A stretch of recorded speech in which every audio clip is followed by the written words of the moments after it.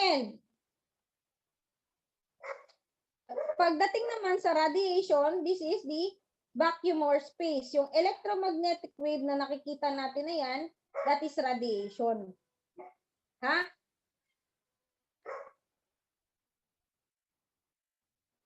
Okay. Let us answer this question, no? It is a measure of the rate of flow of heat through unit area of the material with unit temperature gradient. Letter A, radiation. B, conduction. C, thermal conductivity. And D, oxidation. What is the correct answer? Radiation, conduction, oxidation, thermal conductivity. The answer is may letter A, may letter C. Okay, ang tamang sagot natin dyan, madlang people, ay thermal conductivity. Okay, itong mga to, ito si conduction at radiation, kanina pa lang pinag-usapan natin, those are modes of transfer. Oh, pero ang thermal conductivity, ano daw yung mini-measure niya? Yung rate of flow of heat. No?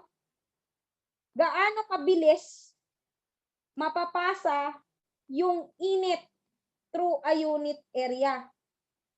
Okay. Kaya nga di ba may salitang conductor? Ibig sabihin ng conductor, possible mapasa ang energy. There is a possibility for that material to pass or transfer the flow of energy. Energy is heat also. Oh. Ano mga conductor natin? Diba? Yung kuryente, kaya na yan kumakalat sa bahay nyo, no? Dahil sa conductors. Diba? Meron tayong copper. Diba? Copper, yung mga wires. Those are conductors. Okay, pag ni-rate mo kung gaano kabilis yung pagpasa ng energy dyan sa wires na yan, ang tawag doon ay thermal conductivity. Okay? Thermal conductivity. Malinaw tayo dyan. Oh. Ano ang best material for conduction? Ha? Electrical conduction. Ano ang best element? Diba? Napakarami. May iron, mayroong copper, may gold, may silver. Ano ang best? Sa lahat ng yon? Ha? Additional information lang to. Best conductor natin ay silver. Silver, hindi copper.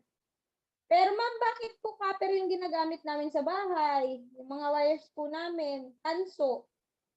Kasi, hindi natin pwedeng gamitin yung silver sa pagpasa or conductor ng mga wires natin and energy sa bahay dahil mahal. Okay, yun yung reason. Hindi kaya ng budget. Kasi halos maliit lang naman yung percent ng difference nila with it comes to silver and copper. Kaya, kung gusto mo makatipid, gamitin na lang si copper. Pero kung saan mas magandang dadaan yung energy ng electricity, of course, through silver. Mas mabilis ang kanyang thermal conductivity.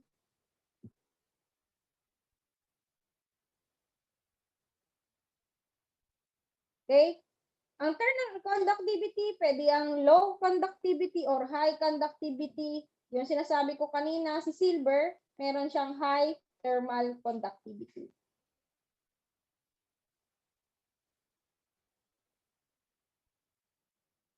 Kung kanina, si thermal conductivity ay ang measurement ng flow ng heat. Si temperature naman po, it is the measure of the degree of molecular activity of material compared to a reference point. Ano ba ang laging reference point natin? Reference point natin ay laging 100 Celsius. 100 Celsius is what? The boiling point of water. Okay, boiling point yan ng water. Okay? So, makikita nyo dito, may certain temperatures na akong binigay for a certain response of our body to this. For example, 37, yan ang normal temperature ng ating katawan. 37 Celsius. 44 Celsius, our human skin begins to feel pain kapag nasusunog ka or nasa init ka or nasa mataas kang temperature. In 48 Celsius, human skin receives first degree burn. Pagdating sa 48 Celsius, diyan na tayo makaka-experience ng first degree burn. 45, the skin receives second degree burn.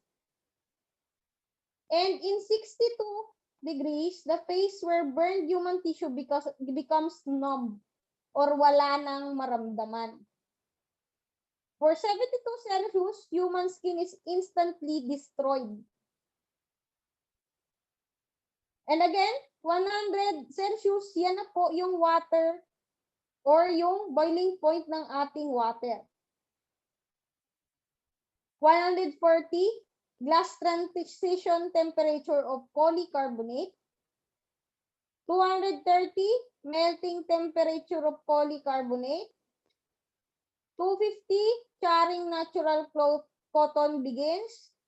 300, charring of modern protective clothing. No? Pagdating sa 300 Celsius, kahit na nakadamit pa yung mga BFP officer natin ng mga PPE, no? Hindi na yan effective because in that temperature, yung mga modern protective clothing nila, sira na din. And in 600, temperature inside a post-flashover room. Okay, later on, we will be discussing what is flashover. Kaya, stay tuned. Okay, let us answer this question. The rate of fire temperature or how hot the fire, or it is also known as the rate of burning. What is the answer? Letter? Ano daw yan? How hot the fire? Gaano daw kainit yung apoy? May nagsagot ng letter C. Okay. Others. A. Okay. A. Sabi ni Merced. A. The answer is? Okay. Letter A. Intensity. Pag pinag-uusapan natin kung gaano kainit yung apoy, yun yung nire-rate natin. That is intensity. Si magnitude, ano naman ang nire-rate natin sa magnitude? The size of fire. No? Gaano nakalawak yung kalat ng apoy? What is the magnitude of fire? No? Magnitude. Okay. As you can see in this example, no, these are certain temperature level and the ignition point of this combustible and flammable liquids. Mga combustible materials and flammable liquids natin. Sa gasoline, 280 Celsius, pwede na siyang mag-start ng ignition. Kerosene, 210 Celsius. Turpentine, 253. Paper, na combustible material, 450. Si wood, 254. And coal, with 400. Napakaraming temperature scale ang meron ang tao. Tayong mga tao, no? Merong iba't ibang temperature scale. May Celsius, Fahrenheit, Kelvin, and Rankine. Ang gusto kong matandaan nyo dito, no? Si Celsius, yan yung worldwide na ginagamit o yung general. Okay? So, it has a freezing point of 100 and freezing point of 0 Celsius and boiling point of 100 Celsius. At ang base point natin is water. No? Sinong inventor ng Celsius? Si paring Andres Celsius. Sa Fahrenheit naman, this is most common in English-speaking countries. Ang boiling point naman ng water dito ay 212 Fahrenheit and 32 Fahrenheit for the freezing point. Ang nag-inventor naman nito ay si paring Daniel Gabriel Fahrenheit. Pinapakalan naman sa kanila, no? Ang may iba lang yan ay si Kelvin. Because Kelvin or absolute, tandaan yan ha, other term for Kelvin is absolute. It is most common for thermodynamic temperature scale. So 0 is defined as absolute 0 and 273.15 Celsius or 459.67 Fahrenheit. Si William Thomson po ang inventor ng Kelvin. And Rankine from William John Rankine and another temperature scale employing absolute 0 as its lowest point. Okay? So, dito naman ang freezing point ng water is under the scale of 492 Rankine and boiling point is 672 Rankine. Okay? Screenshot nyo to para meron kayong basihan.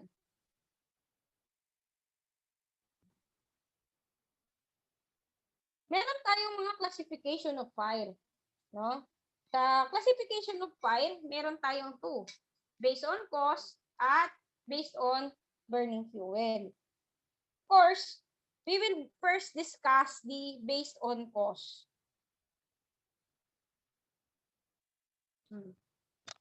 Meron tayong tinatawag na natural fire, no? Kaya nga natural fire, ibig sabihin normal. Walang inhuman intervention. Nangyari lang because of the natural environment. No? So, spontaneous. Kaya spontaneous, it means that the automatic chemical reaction that resulting to spontaneous combustion o biglaan lang or auto-ignition of organic materials. Okay? The gradual rising of heat in confined space until ignition temperature is reached. So, nangyari lang na mainit yung lugar, kaya nagkaroon ng apoy. Kadalasan ito nangyayari kapag may mga grass fires, no? Or may certain na bundok na nasunog, kadalasan doon mga spontaneous heating lang o kaya radiation of the sunlight. O, nadali lang ng radiation of the sunlight, merong concave mirror, and then merong light, nag-apoy. I'm sure na-experience nyo naman na ito nung bata kayo. Diba? Na maglaro ng magnifying glass at itutok sa dahon. Sa lightning naman, gusto ko lang tandaan nyo dito, meron tayong hot at saka cold bolt na tinatawag. Cold bolt. Parehas yan may bolt. Lightning is the form of static electricity or natural current. Nakikita naman natin yan. Meron siyang tremendous amperage and voltage and usually strikes in the objects that are better electrical conductors than air. So, as you can see, in a natural fire or yung lightning, pag sinabi nating hot bolt, we are talking about lightning that are longer in duration. No? Longer in duration. While cold bolt, yan naman yung may short duration. Si longer duration o yung hot bolt, anong nangyayari dyan? Okay? It ignites combustible material. Nagkukos talaga siya ng apoy. While yung mga cold bolt na type of lightning, ang ginagawa po niyan is blowing apart the structure. Okay. Blowing the structure. Ito, burning the structure. Yeah, okay, malilito.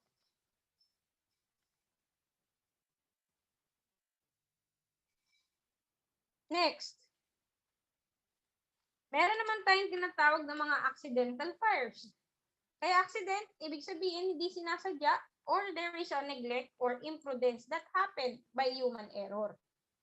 So, kadalasan to sa mga electrical fire o electrical accidents. So, example, short circuit. Pag short circuit, no, this is an unusual accidental connection between 2 points at different potential charge. So, positive plus negative, isama. Oh, ano nangyayari? Nagkakaroon ng electric circuit.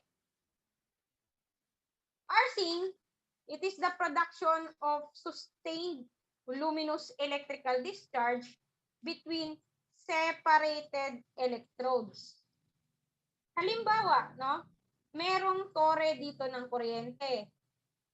Tapos may tore din ng kuryente dito, hindi sila masyadong malayo sa isa't isa. There is a chance that the electric current of the both towers will cross together. Yan yung nagsasanib pwersa, yung energy ng tower 1 at tower 2 naghalo para siyang may sariling lightning. Tawag doon arcing. Okay? Sparking naman, it is the production of incandescent particles. No? Umilaw, yung nasunog, spark. Induced current, ito naman is the induced line surge, increase in electrical energy flow, or power voltage. It's either nawala yung insulator ng material kaya nag-produce ng induced current. No? Dumami yung flow ng kuryente and it resulted to burning, explosion of the electrical appliances. Si overheating naman, merong increase of the amperage. Okay? It can be gradual or rapid.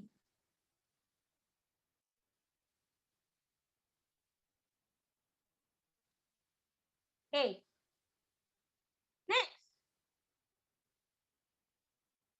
Meron din tayong tinatawag na intentional causes. So, in short, pag intentional causes, meron ng taong may deliberate act or may intent to do such incendiarism o pag-apoy. If the preparation of these three is present in the fire scene, these are prima facie evidence of fire or arson. Okay, may accelerant na present, may plant, or may trailer.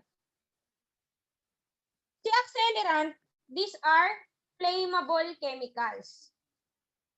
Para hindi ka malito, pare, sa accelerant, yung salitang flammable, these are liquid, di ba? Anong halimbawa niyan? That is gas. No? More than 50% ng arson cases, ang ginagamit po natin ay gas. Plants naman, automatic nakalagay dito ay combustible materials. Therefore, these are solid materials such as papers. Okay? So, nagagather ka ng mga bagay or preparation for the start of fire. And trailer naman, para dun sa mga substances that may spread the fire.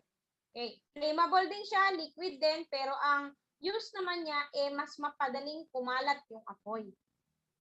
So, kung si accelerant, imagine niyo na lang, yung plant, yung sopa, nilagyan mo ng gas para mag-accelerate yung apoy. Mula sa sopa na nilagyan mo ng gas, gumawa ka ng trailer, Yung gas dun sa sopa, inikot mo pa, paikot sa bahay nyo bago mo sinindihan. Yung accelerant doon is yung gasolinang nilagay mo dun sa sopa. Yung plant mo is yung combustible material, which is yung sopa mismo. And trailer is yung gasolinang inikot mo sa bahay mo. Again, with the presence of these three, that is automatically a prima facie evidence of arson. Mamaya naman pag-uusapan natin yung arson investigation, but at least meron na tayong konting idea. Okay, to cut the story, no? Plants are solids or combustible materials. Trailers, the use of this is to scatter the fire, no? Pakalat. Accelerant, this is to speed up the combustion. Okay, let us try to answer this question. It is a tool employed by arsonists to delay the start of fire and allow him to establish an alibi. It is a tool employed by arsonists to delay the start of fire and allow him to establish an alibi. Letter A, accelerant. B, timing device. C, delaying tactic. D, charring. Okay, mga sagot nila, letter B. Okay. D. Ang tamang sagot ay letter, of course, letter B. Okay, meron tayong timing device. Other term for timing device is, wala salitang delaying tactic, ha? Timing device. Oh, another term for timing device is, ano? Plants. Yung kanina, pinag-uusapan natin, plants, or yung tinatawag nating combustible materials that prepares us for the fire. Okay? Okay, based on burning fuel naman tayo, no? Kanina, tapos na tayo sa isang classification ng fire na based on cause. Ngayon naman, based on burning fuel. So, sa burning fuel, as you can see, no, meron tayong tinatawag na classifications. Actually, nadaanan na natin to kanina eh. Diba? Class A fires or Class A fuels, yung mga solid materials, mga combustible materials. Okay? Wood, paper, embers, or glowing coals. Class B, flammable liquids. No? Dali lang. Liquid. Solid. Class C, electric. From the letter itself and word, napakadali. Electric, class C. Class D, yan yung mga shum, okay?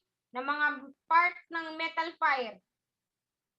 And class E, flammable gases such as LPG, LNG, also creates violent reaction.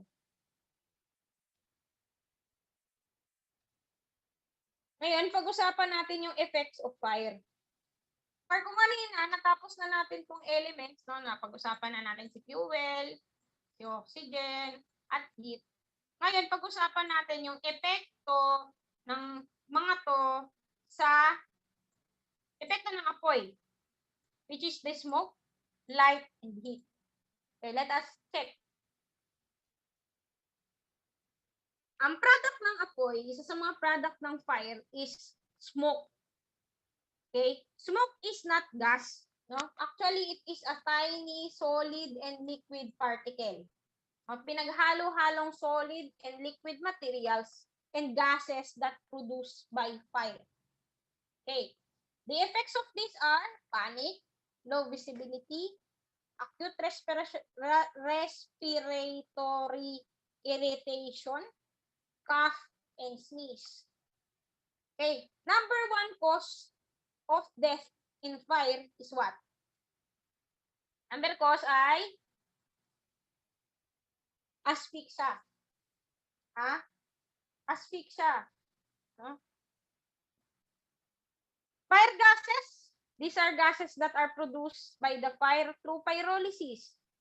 Iba't ibang gases yan, di ba? May carbon monoxide, carbon dioxide, and a lot of types of gases na pinoproduce ng apoy. So, it causes intoxication, loss of consciousness, comatose, or even death.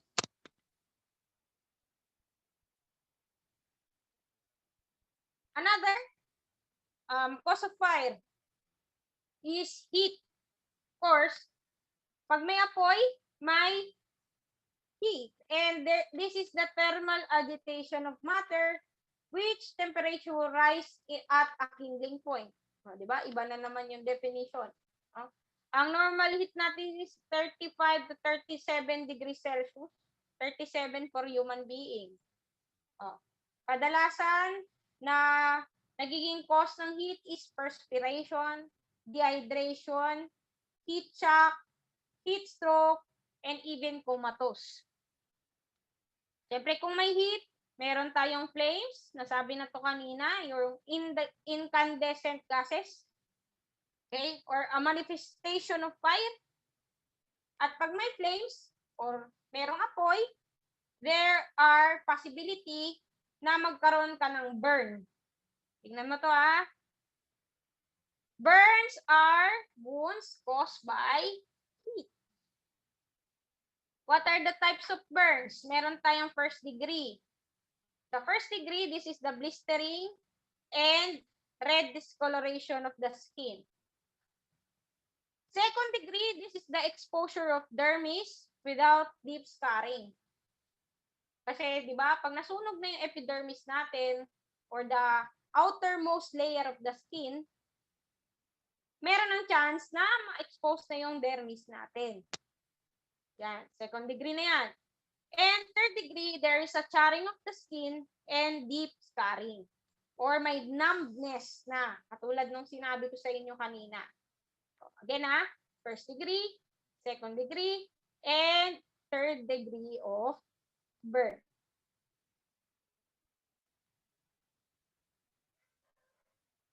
So, there are different sources of heat also. May tinatawag tayong chemical energy, electrical energy, nuclear energy, and mechanical energy. Lahat po sila sources ng heat. Unahin natin si chemical energy.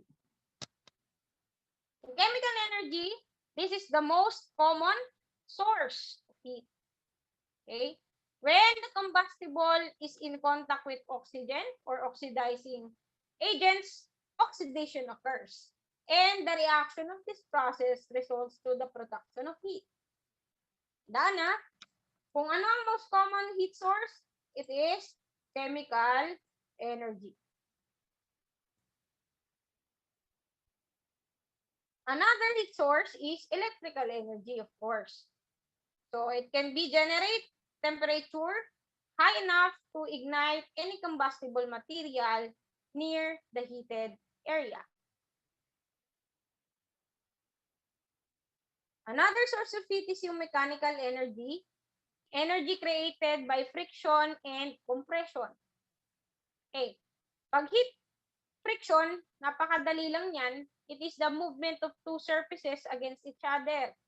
Pag nirap mo yung dalawang kamay mo together, anong nararamdaman mo?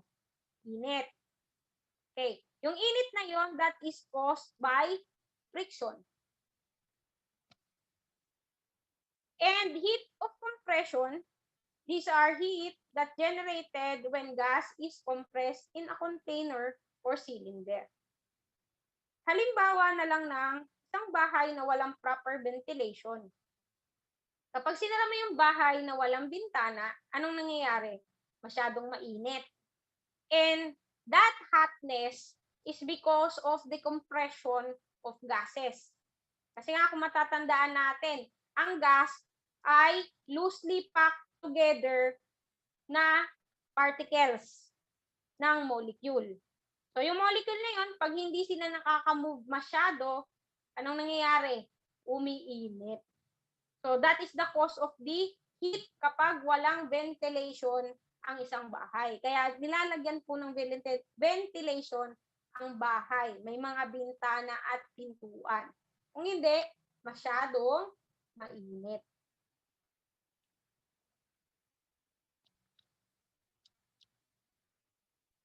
Another is what we call nuclear energy. So sa nuclear energy, it is when the atoms either split against or combines. Madali lang naman to, no? Pag fission, they are splitting apart. No? Naghiwalay yung dalawang atoms. Kaya fission. Fusion, the example of this is solar energy product in fusion reaction. Ibig sabihin, yung dalawang atom nagsama together. Kaya nga yung Dragon Ball, ewan ko kung sino ba yung dalawang karakter na yun na sumisigaw ng fusion. Anong nangyayari? Nagdidikit sila or nagsasama sila into one body. And that body is called fusion, no? Dalawang bagay na naging together. Okay, sana all together, no? Okay, another. Self-sustained chemical reaction. Oh, ito na yung last element, di ba? Self-sustained chemical reaction is the last element in the fire tetrahedron. Its example or its importance is what? Yung mga elements such as the fuel, the oxygen, and the heat must come together. And in the order na makaproduce ka ng continuous combustion or flaming combustion, kailangan ng reaction of chain reaction. Okay, or continuous self-sustained, kaya niya mag-isa, independent. When we say chain reaction, it is the series of reaction that occurs in sequence, with the result of each individual reaction being added to the rest. So, kapag hindi nagtuloy-tuloy yan, wala tayong combustion. So, because of the chemical reaction, tuloy-tuloy din ang ating fire. Mawala yung isang element, hindi na magpo-produce ng fire.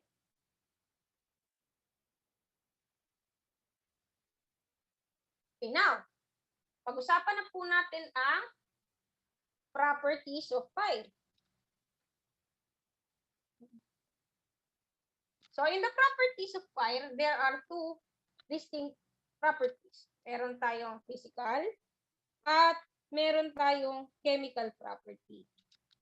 So, sa physical property, mamaya, isa-isahin natin yung mga physical properties ng fire na madali nating makita or present agad. Si chemical properties, ito yung kaninang exothermic at saka yung endothermic reaction. Again, pag exo, this is the release. No? Palabas. No? Release. Pag endo, this is the absorption of heat. Huwag niyong pakakalimutan yung exothermic and endothermic chemical properties. Now, let us go on to the physical properties of fire. So, sa physical properties, meron tayo first the specific gravity or the ratio of weight of solid or substance to weight equal to the volume of water. Okay, yung specific gravity, ang halimbawa lang yan, yung buoyancy, no? Yung weight ng, for example, bola, pinatong mo yan sa water, specific gravity yun, no? At yung molecules naman na nagpo-push sa kanya para umangat dun sa tubig, vapor pressure naman yun. Wherein, force exerted by molecules on the surface of the liquid at equilibrium.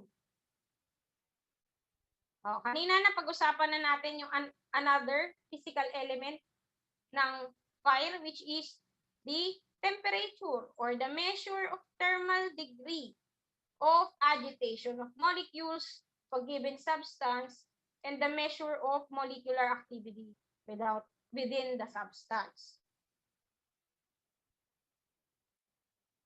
Ang gusto kong i-explain kasi nagagamit ko ito in firefighting procedures. is si vapor density. Bakit?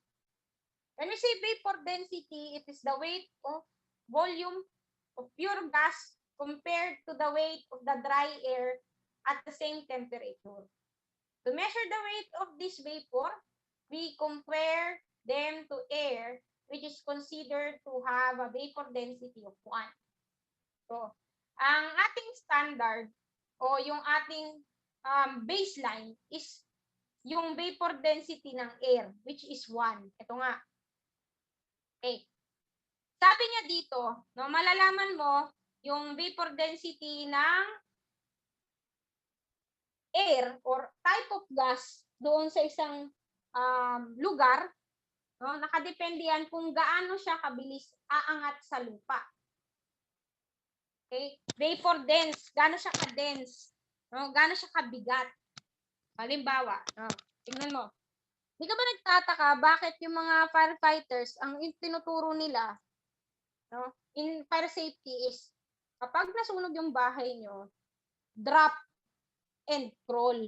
Diba? Gaganon siya. Mag-drop ka and crawl para makahinga ka. Bakit? Kapag nasusunog na yung bahay nyo, yung gas na pinoproduce niyan, for example, carbon monoxide, aangat yan or bababa. So sabi niya dito, kung magaan yung gas na na-produce during the fire, anong mangyayari? Aangat yan sa air. Aangat siya. Katulad nito, si methane, umangat sa air. Si carbon monoxide, mas magaan siya ng konti sa air. Aangat din siya. That is why, for example, ikaw yung ito yung ikaw. Oh, for example, yan ka. Dahil nasusunog yung bahay nyo, kailangan dumapa ka at mag-crawl. Kasi malaki yung chances na yung carbon monoxide, nandito pa lang yung gas na yan. Okay, yun yung point bakit inaaral yung vapor density sa firefighting. Okay, for the safety. Kaya alamin mo din anong materials yung nasunog para malaman mo ano rin yung possible gas na ma-produce ng certain material na nasunog. Kaya malinaw yan.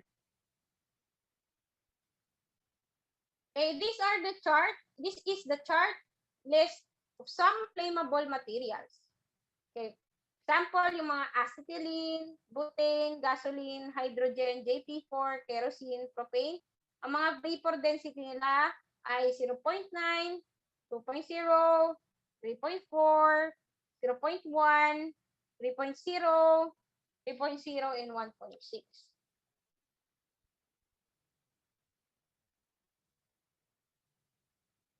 Okay. So another element, another property or physical property ng fire is yung tinatawag nating boiling point. So again, the boiling point of water is 100 Celsius. When we say boiling point, it is the constant temperature in which the vapor pressure of the liquid is equal to the atmospheric pressure. Kaya nga boiling point. So, may itinatawag tayong bleed. What is bleed? It is the boiling liquid expanding vapor explosion. This is one dangerous characteristic of fire. No? Kapag yung apoy for example, no, nagluluto ka sa pressure cooker. Habang nagluluto ka sa pressure cooker, no, anong nangyayari? Yung molecules ng water at gas sa loob nun ay what? Naglalaban na co-contain, nagiging pressurized. So, kapag ganun, nag-expand yung vapor sa loob. No, naglalaban-laban sila. Kaya nga, pag nagluluto ka at ang gamit mo ay pressure cooker, bigla mong binuksan, may chances na sumabog yun. At that is an example of bleed. No? Yung vapor explosion sa loob ng pressure cooker. No, hindi niya kinaya yung expanding molecules ng gas at ng vapor at mismo ng boiling water. Okay?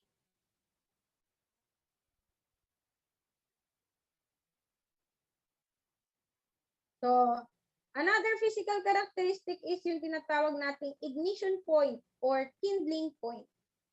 Okay. Ito yung tinatawag nating minimum temperature to which the substance in the air must be heated in order to initiate or cause self-contained combustion.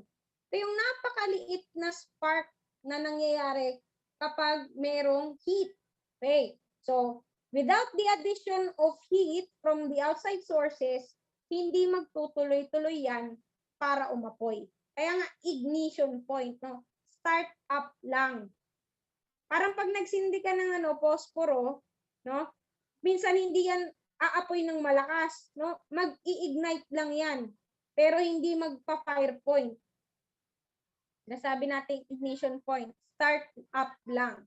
Minimum temperature ang keyword. 7, no? Kapag nakapasok siya dun sa stage where nagkaroon ng sapat na level ng oxygen and sapat na level ng temperature, it will give a ample vapor to keep burning. And it is usually about 5 to 6 degrees different between flash point and fire point at most materials. Ano ba kasing ibig sabihin ng flash point, ma'am?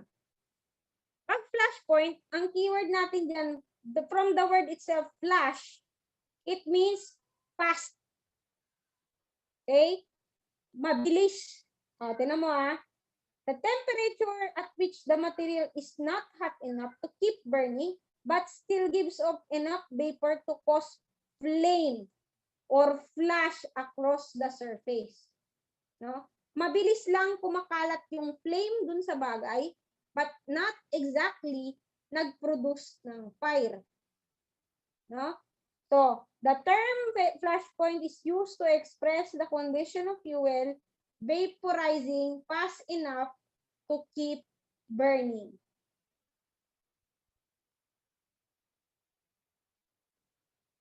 Okay. Para hindi na kayo mahirapan, no? I have this chart ng mga point na yan. Napakaraming point na pag-aaralan sa fire. So, for example, ito boiling point. Ibig sabihin po niyan, conversion to liquid state to vapor state. Burning point is a smoke point. Other term for burning point, smoke point din yan. It produces smoke point. Melting point, yan naman ang conversion ng solid to liquid. Freezing point, liquid to solid. Kindling point is also known as ignition point. Flash point, it is the lowest point to ignite. And fire point, it is the lowest point after ignition source is removed. Kaya tandaan nyo to para meron na kayong baseline in chart regarding points. Mga point na yan in the fire.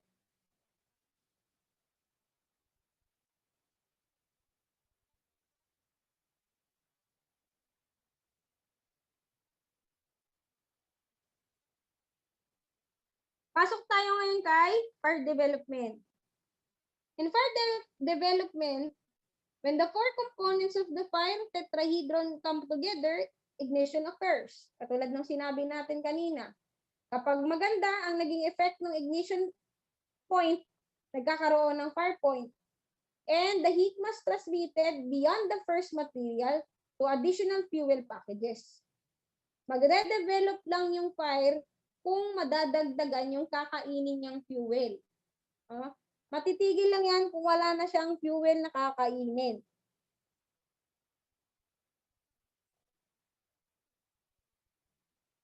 Let us answer this question. What stage in the development is characterized by production of smoke? A. Explosion. B. Overheating. Letter C. Flaming. And D. Smoldering. Ano daw ang stage in the development of fire ang magpo-produce ng smoke? May nagsagot letter D. D. Natin. The answer is letter, very good, letter D po ang stage of development of fire that will produce smoke. So these are the progressive stages of fire, no? Meron tayong tinatawag na incipient phase o yung start, no? Itong progressive stages na to, this is according to the International Fire Service Training Association. Yung tinatawag nating International Fire Safety Training Association. Sila po ang nagsabi nito ng progressive stages of fire. So, according to them, there's an incipient phase, growth, pre-burning phase, and smoldering. Okay, other term for pre-burning stage, yan yung tinatawag nating fully developed stage. Parehas lang yun. The smoldering, other term for smoldering is decay.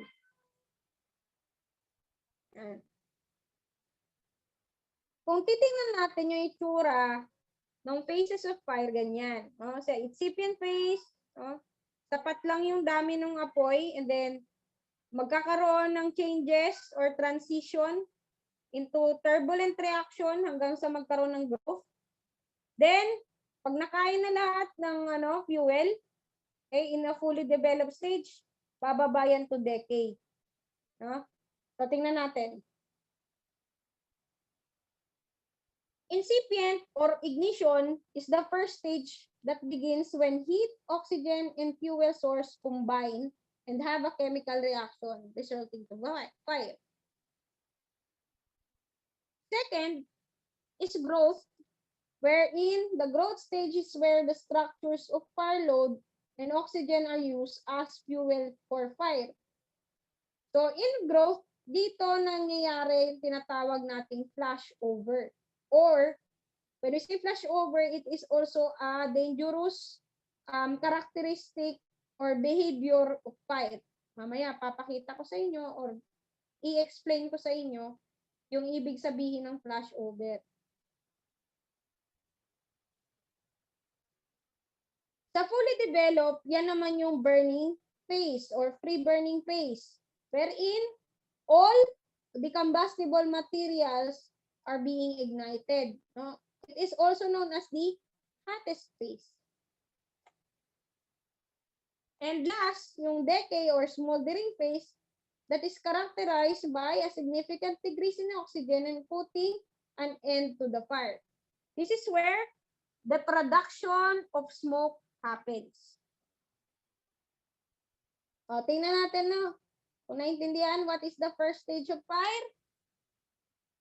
First stage is what we call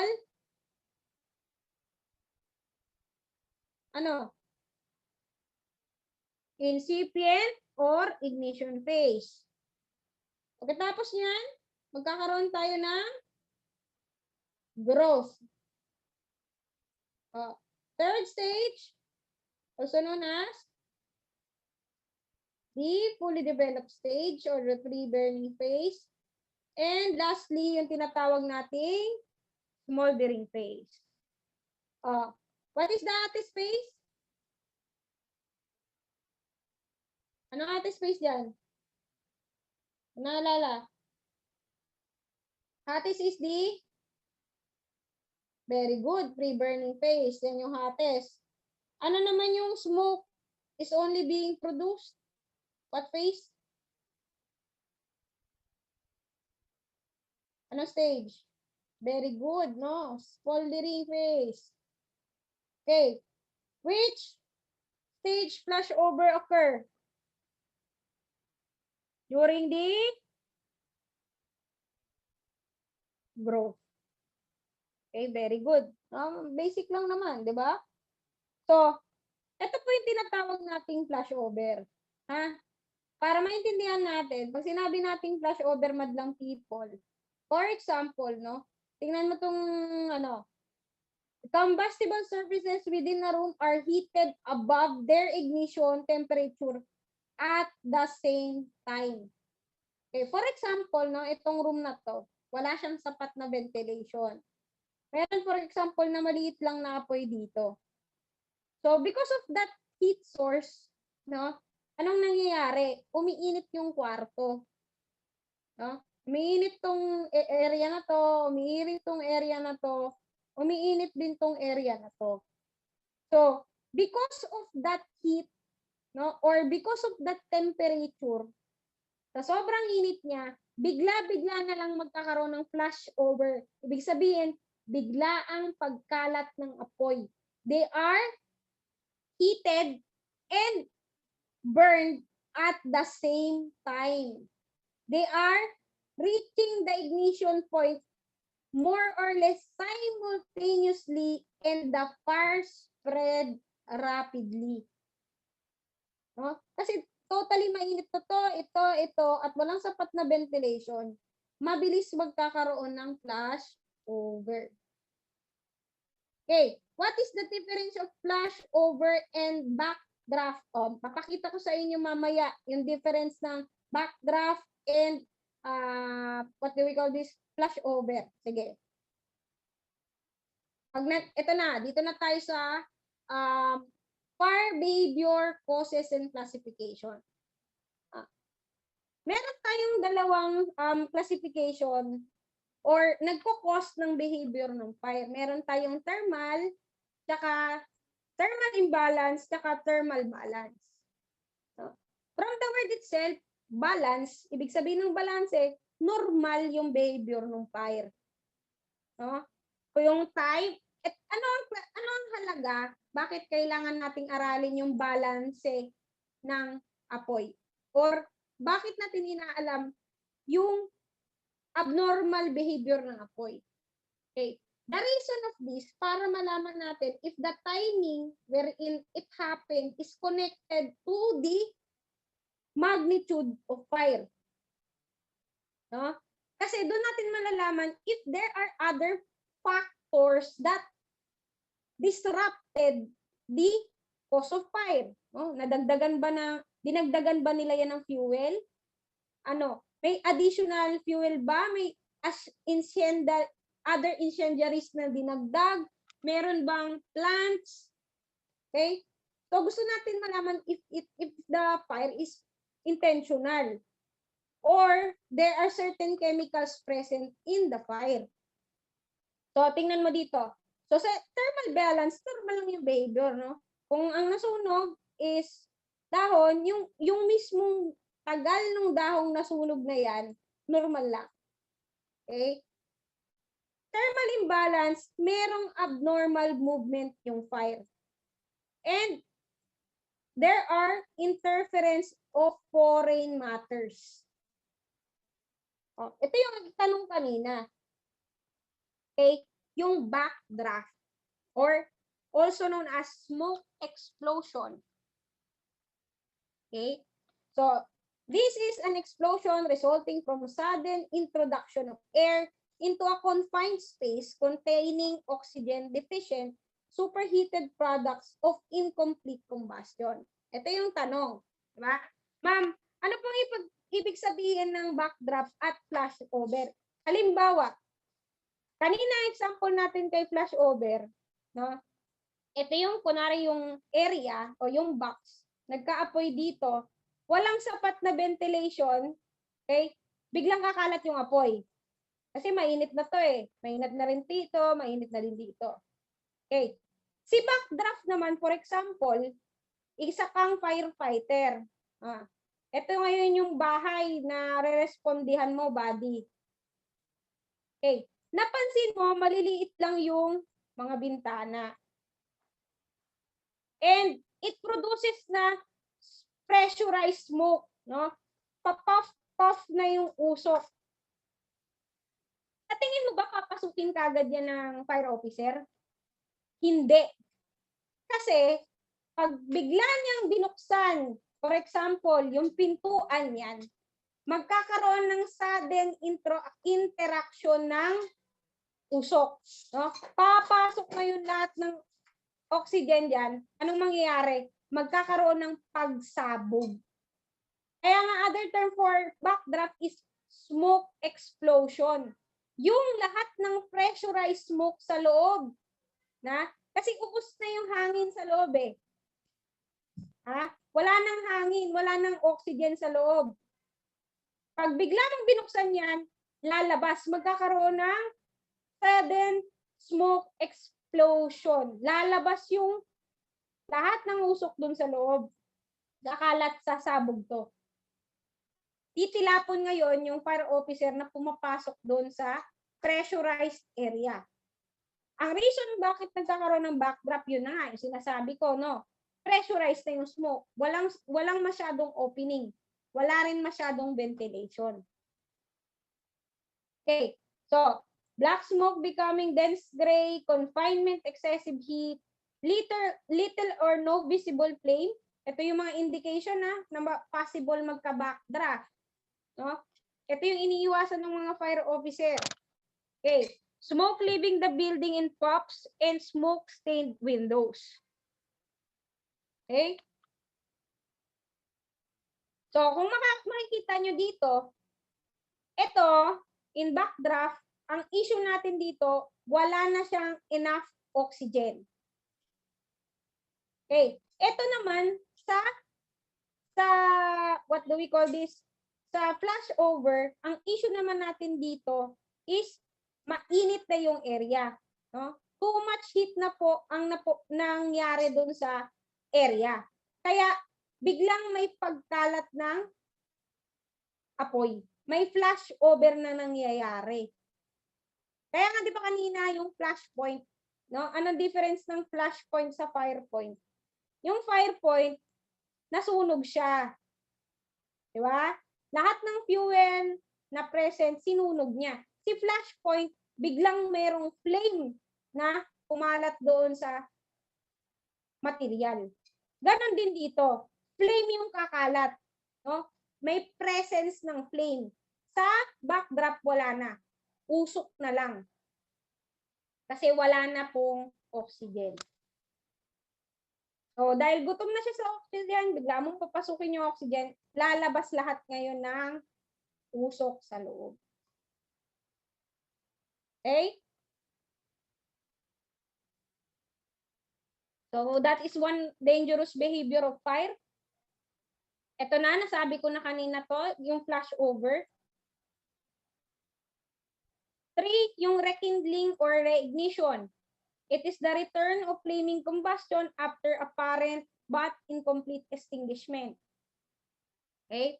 So, kapag hindi na-check ng fire officers yung fire after na maging fire out, at meron pang natirang konting ember doon, that may cause rekindling. No? Tapos na sana, biglang kakalat ulit yung apoy. Okay, let us answer this question. The fire-resisting property of a structural elements and the behavior of building material in a fire, and it is used to predict how long it will resist the effect of fire before it fails. A, fire resistance. B, fireproof. C, fire duration. And D, fire strength. Yung mga nagsagot ng letter A, so the answer is yes. Very good. Fire resistance po. Okay, wala pong fireproof. No? Waterproof, meron. Pero fireproof, wala. Tawag natin dyan fire resistance.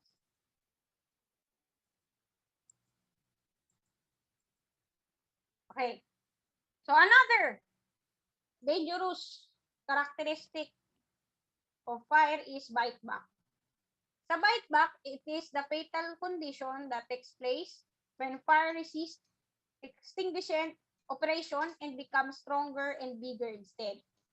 In short, si bite back, no, during fire extinguishment, no, fire suppression, imbes na lumiliit yung apoy, lumalaki pa lalo. Yan yung dahilan bakit nagtatanong muna yung mga fire officers, ano pong nasa loob ng bahay na yan? Ano po kaya ang mga nasusunog? Kasi baka electrics Electrical circuits, nilagyan nyo ng tubig, di lalong kakalat. So yun yung tinatanong dyan. Flash fire is also known as dust explosion naman. May happen when a metal post that is completely covered with dust is going to be hit by a lightning, and the dust particles covering the metal burn simultaneously, thus creating a violent chemical reaction that produces a very bright flash followed by an explosion. So for example, may tumama yan sa isang metal bar at yung metal bar na yan may mga rust. Yung rust mismo, kakalat yan. Kaya dust explosion. No? Para siyang may fireworks. No? Kakalat yung dust na yan na sunog na. Okay? Parang may ember na maliliit. Okay? Flash over.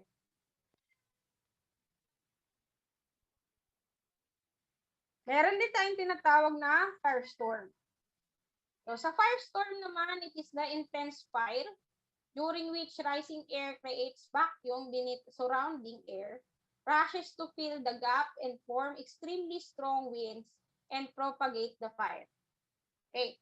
So, ito naman firestorm, ibig sabihin, yung mismong surroundings na po ang nagpapakalat ng apoy. Okay? O, yan o, merong fire during, creates vacuum, and it propagates the fire. Kadalasan, kapag windy yung lugar, magkaroon ng apoy, nagkakaroon ng firestorm. Okay? Mabilis na pagkalat ng apoy because of the strong winds. And conflagration, kapag nag-firestorm at na-consume na ang quarter half of the city or municipality, nasunog na, ang tawag natin doon is conflagration. Okay?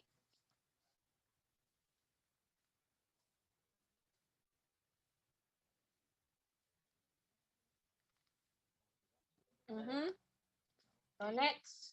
Sorry. Now, pasok na po tayo sa firefighting procedures. In firefighting procedures, bago natin tayo isa-isahin yung mga materials na ginagamit and equipments, pag-usapan muna natin konti yung history ng firefighters or firefighting procedures.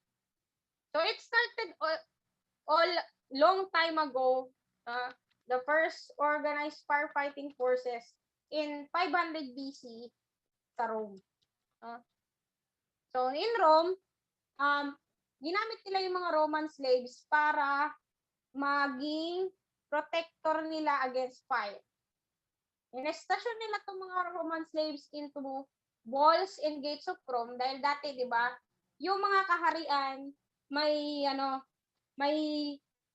barrier sila, naka-gate.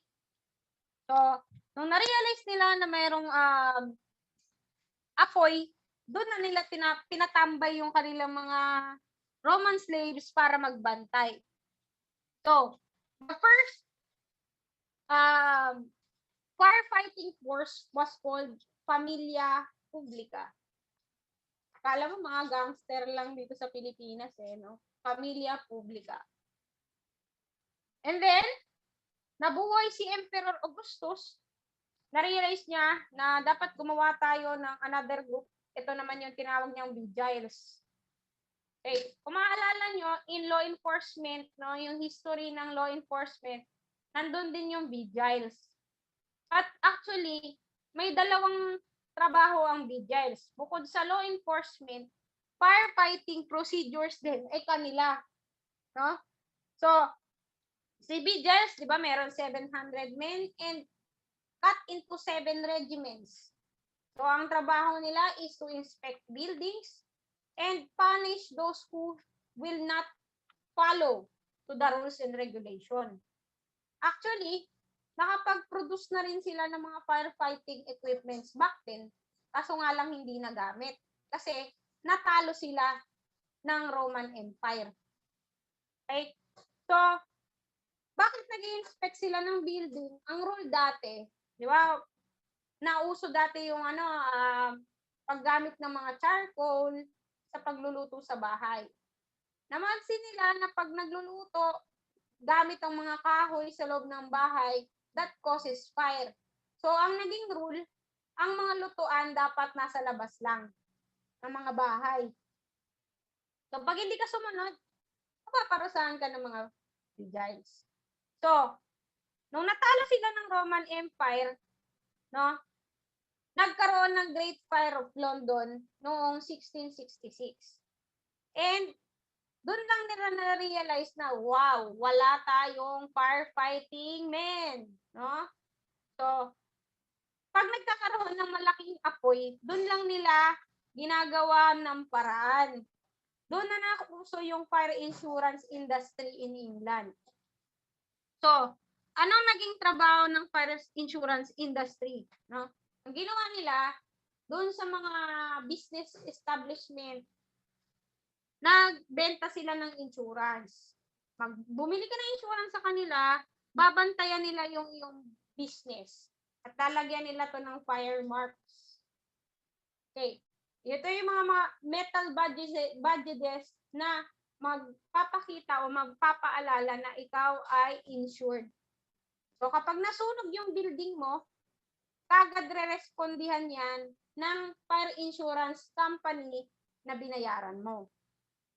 Kaso, yun nga, pinangalanan nila itong mga private fire brigades. Diba? Kaso nga lang, habang tumatagal, na-realize nila na ang ganda ng business. So, nagkaroon ng iba't ibang competition pagdating sa bagay na to. Nagsiraan sila. Okay. Nagsiraan sila wherein susunugin nila yung business establishment na hindi nagbayad sa kanila. Okay. Para masira yung tingin niya dun sa insurance company na binayaran niya at lumipat siya ng insurance company na mas effective. So, nagsiraan sila. Then, noong 1800s, doon lang nila na-realize na parang walang penta yung ginagawa nila. Napagod din sila doon sa trip nila. Kaya, doon na nag-start yung London Fire Engine Establishment. Okay? Siyempre, hindi magpapatalo yung Europe. Okay? So, in France, there are group of citizens na nagtutulungan kapag mayroong fire. No? Kumbaga yung society lang nag-usap-usap, yung mismong citizens nag-usap-usap na kapag may apoy, magtulungan tayo.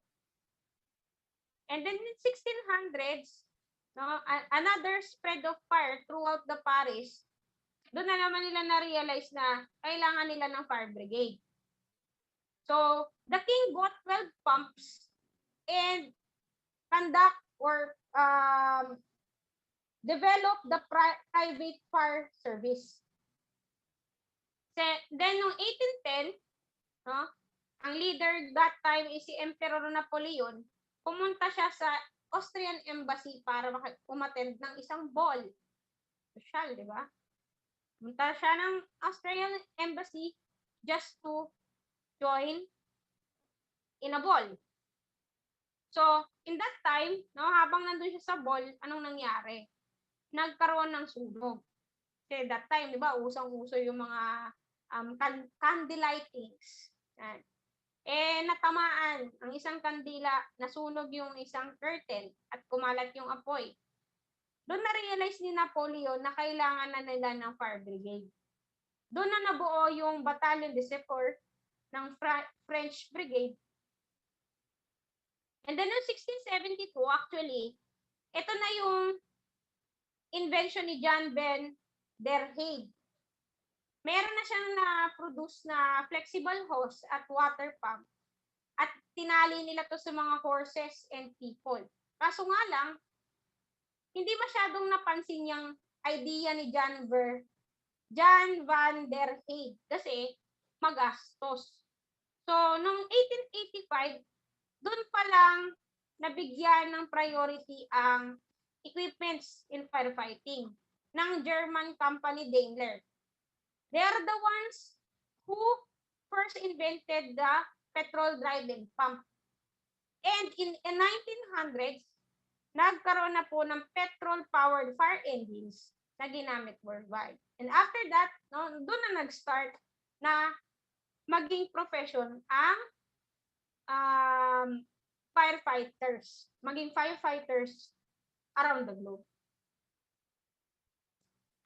So of course, pag-usapan natin ang Bureau of Fire Protection, dahil nga mag-a-apply kayo sa BFP, so dapat alam nyo na ang BFP was created by the virtue of RA 6975. Kasama niya yung dalawa pang bureau na PNP at BJMP. So, the following functions of BFP, they are responsible for the prevention and suppression of destructive fires. Kasama dyan yung forest, houses, building, land transportation vehicles, and others. No? Kasama yung plane crashes and other similar activities. They are also responsible for enforcing the Fire Code of the Philippines na pag-uusapan natin later on and other related laws.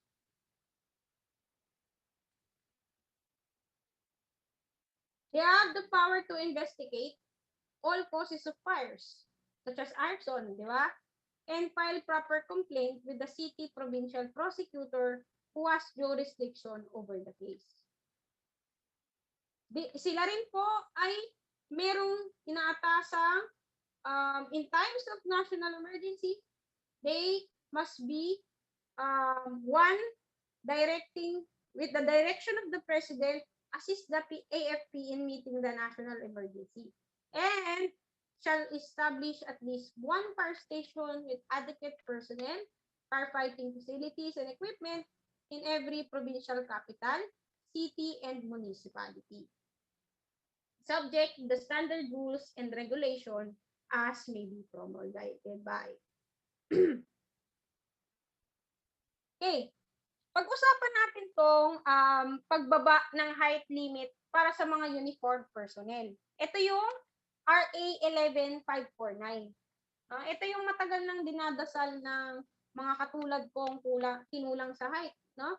So, in this law or the Act, PNP, BFP, BJMP, and Bucor Height Equality Act, pwede na kayong mag-apply sa Bureau, diba? Sa BFP. And actually, kahit wala pa tong IRR, may tinatanggap na po ng BFP. Naglabas na yan sila ng resolution na tumatanggap na sila ng mga under height kahit na wala ng height waiver.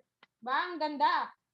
No, this is our chance, no? Lalo na yung mga pangarap talagang makapasok sa serbisyo, magandang batas to, no? Yung height equality bill.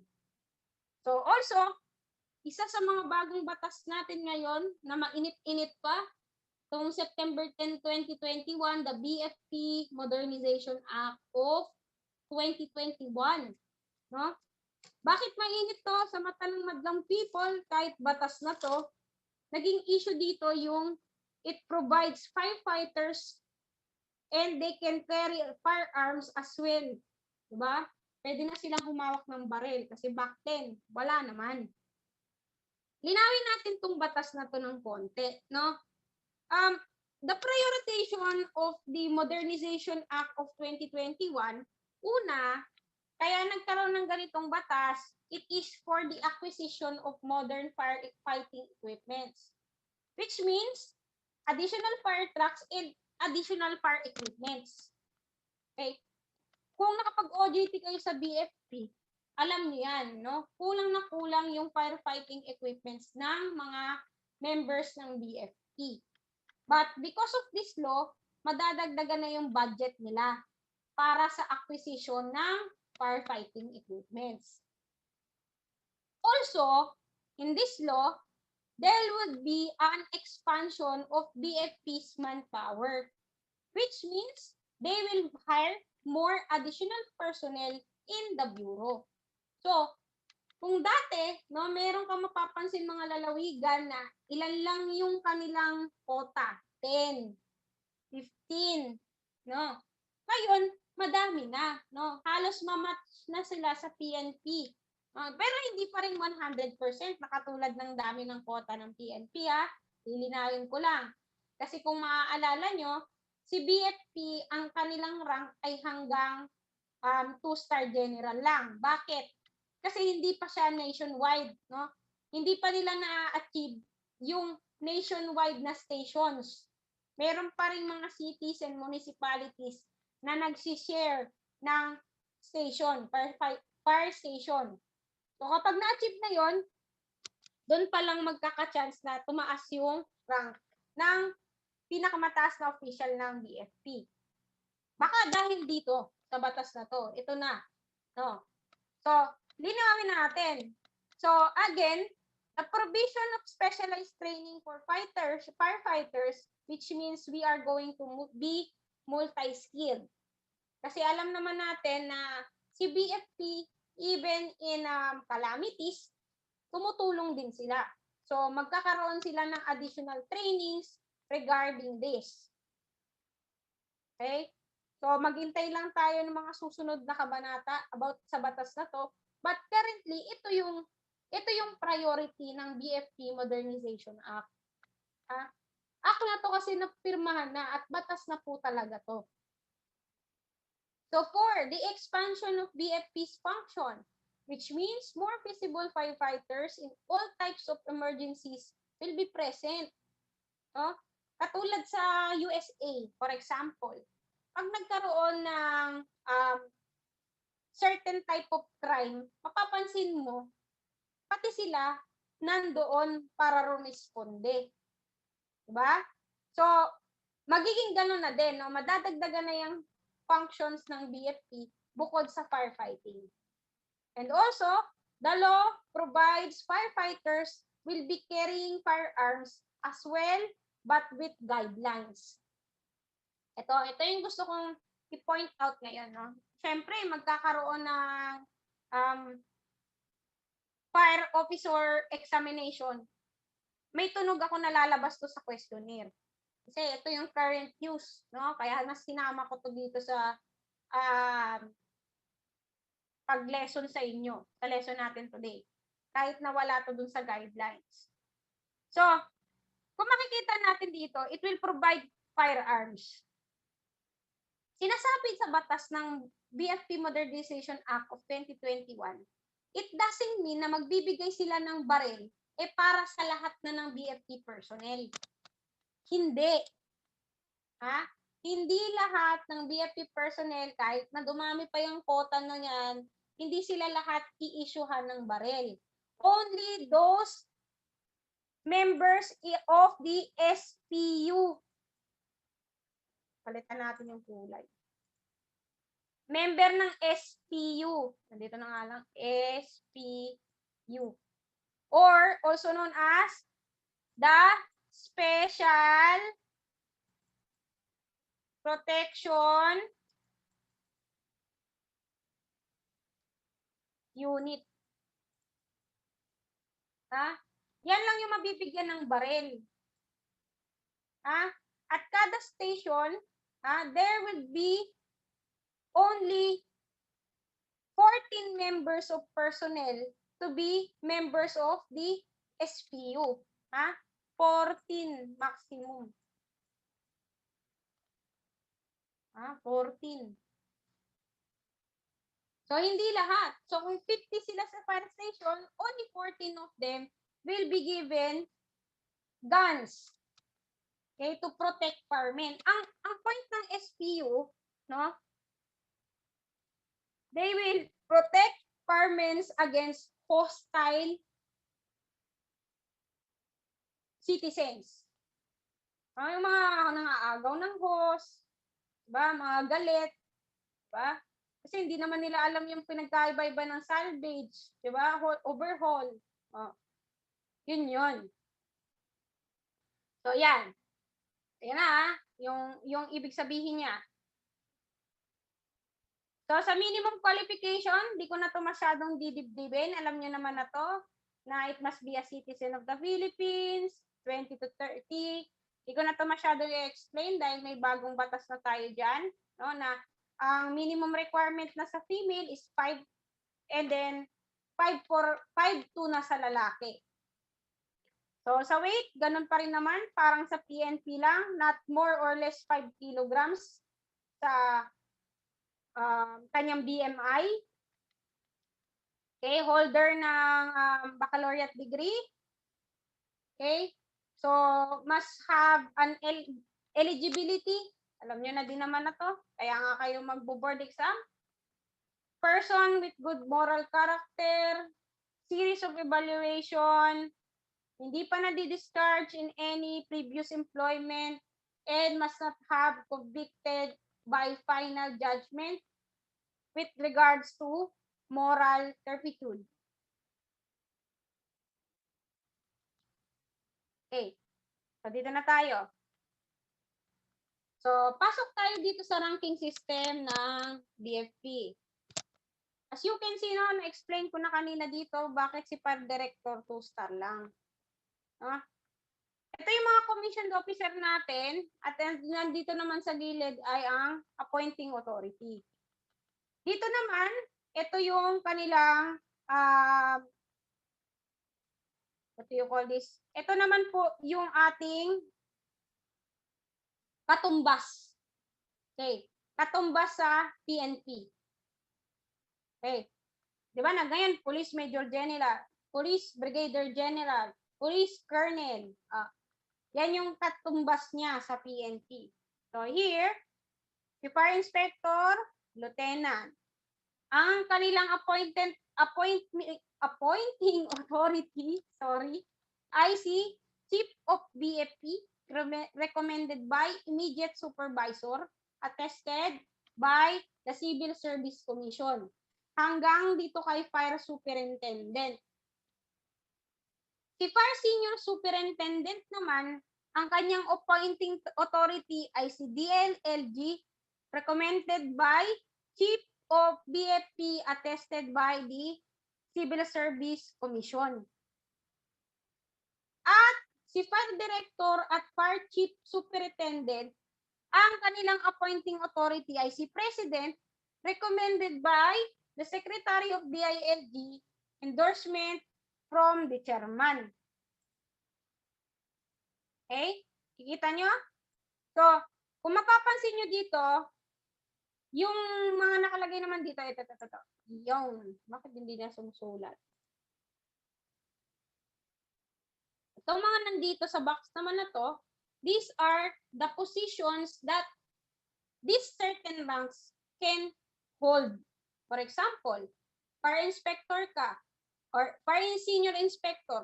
Ang mga positions that you can hold is Municipal Fire Marshal and City Fire Marshal.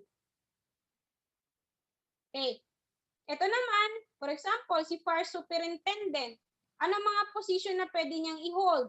Pwede siyang maging District Fire Marshal, Provincial Fire Marshal, Assistant Regional Director for Operation, Assistant Regional Director for Administration, Regional Chief for Directorial Staff. Okay. So pag ang tanong, no, what rank does District Fire Marshal has?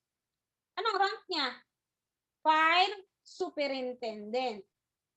Pero pag ang tanong, what position does Fire Chief Inspector has? Ang position niya ay City Fire Marshal. Ito pare, ranggo lang. Ito, certain position, no? Pwedeng maraming Chief Inspector, pero hindi lahat pwedeng maging City Fire Marshal. Ito yung pinakamataas, kumbaga, sa lahat ng mga Chief Inspector. And it doesn't mean na itong posisyon lang yung pwedeng maging City Fire Marshal. Ito lang yung minimum requirement para sa certain position. Pero kung nari, Fire Superintendent ka, at ikaw pa rin yung City Fire Marshal sa lugar nyo, okay lang yun. Ha? Kumbaga, itong tinutok natin dito, this is only the minimum requirement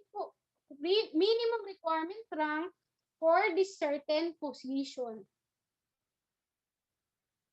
Malinaw po? Nakakasabay pa ba yung madlang people? If yes, please, mag-thumbs up naman kayo, madlang people. No.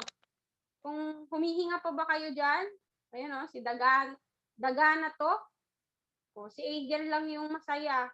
Yung iba hindi. O, si Faye. O, thank you. Si Galaxy A10s. Siyempre, ikaw pinakamamahal ko kung sino ka man. Galaxy. O, si Belmonte. And others. So, thank you very much. Balik tayo. So, ayan ha. So, please take note of this. Screenshot nyo at kabisaduhin nyo yung mga appointing authority. Kasi alam nyo ba, ito, ewan ko kung nasabi ko na to sa inyo back then, no? Nung nagleya kami, examination last 2019, kami yung mga last nag-board exam eh. Kasama pa ako doon sa last nag-board exam. Nakakatawa kasi na nag-board exam kami tapos akala namin sa Leia lalabas to mga position na to. Nakakaloka. Tapos lumabas sa CORAD, no, yung mga director, ganyan, mga position and ranking. Imbis na sa Leia lumabas, no, mali pa ang lumabas, PO11 ang lumabas sa Leia. Kaya what am I pointing out here? Kung pwedeng i-review lahat, no? Hindi man about sa board exam ng criminology yung topic natin today. I'm sure mag-exam din kayo sa mag-exam din naman kayo sa sa board exam. So, lalabas din to. Hindi lang sa fire officer examination. Pero sa fire examination, at least alam nyo na tong part ng examination, even though may math doon at saka English. At least to ma-perfect nyo, no? Para mahirapan man guys sa math. Yeah, terminology talaga, mahina sa math eh. Ganun talaga. Meron na kayong foundation. Sa non-commissioned officer naman, ayan na po. Okay? Yung nasa gilid naman, yan yung equivalent niya sa military ranks.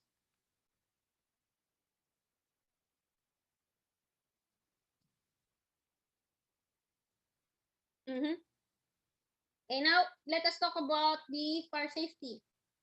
The fire safety, it is the totality of undertakings, process, or system that ensure person and properties against the effect of destructive fire. Okay, ang keyword natin totality, process that ensures against destructive fires. Okay, under fire safety, meron tayong fire prevention. Pag prevention, ibig sabihin wala pang apoy, but you are avoiding the possibility that it happens. So, in fire prevention, kasama dyan yung seclusion of heat source, use of non-combustible materials, use of fire alarm, and si Noel nagsusulat, proper storage, maintenance, conducting fire drills, and occupants awareness. Kapag may presence naman na ng apoy, ang ginagawa na po natin ay fire suppression. Okay? We pacify the fire. May apoy na, binabawasan mo na lang, tinatanggal mo na lang. Okay. So here, these are the strategies used in firefighting. First, we locate the fire. No? We are identifying saan ba yung apoy. The determination of location, size, and the speed of the fire. Number 2, confinement. No? Iniiwasan mo na yung spreading of fire. Okay, confinement.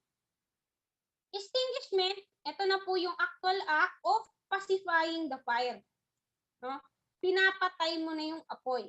Ito, hindi mo pinapakalat, no? Pino-confine mo. Ito, hinahanap mo. Ito naman, pinapatay mo na siya. So, what are the methods of extinguishment? No, meron tayong cooling. Okay? Best material for cooling? The answer is water. So, ang ginagawa ng cooling is absorption. No? Heat absorption. Next. Another is what we call blanketing. So, si blanketing, ano naman po yan? When we say blanketing, pwede din yan smothering. It prevents all oxygen from combining with fuel. Number 3, yung tinatawag naman nating removing or starving, ang tinatanggal naman natin dyan is the fuel. Kung papansinin nyo dito, no, ginagamit lang natin yung theory ng par-tetrahedron. No? May tinatanggal tayong certain element in order to pacify or extinguish the fire. No? And lastly, we have extinguish inhibition or interruption of chemical chain reaction. Kahit anong gawin mo dyan na pagtanggal ng kahit anong element, okay, it may prevent the fire from burning. Okay. Now, this time, pag-usapan natin yung mga extinguishing agent. No? Ano ba yung mga chemicals na ginagamit natin for extinguishment or fire extinguishment? Una, may tinatawag tayong class A for all agents, yung water, no? Class B for foam, carbon, or carbon dioxide. Class C, ito naman yung mga carbon dioxide and powder. Class D, special powders, and E for all agents. Para mas madali or mas ma-explain natin yan, okay, pag-usapan muna natin tong fire extinguisher. So, si fire extinguisher, ang definition natin dyan, it is the primary use for firefighting, okay, designed primarily for use of people other than the firefighters. Ang keyword natin dito ay portable. So, in using fire extinguisher, no, meron tayong pull, aim, squeeze, and sweep. Tandaan nyo yan, yung pass. So, how to operate extinguisher. First, pull the pin.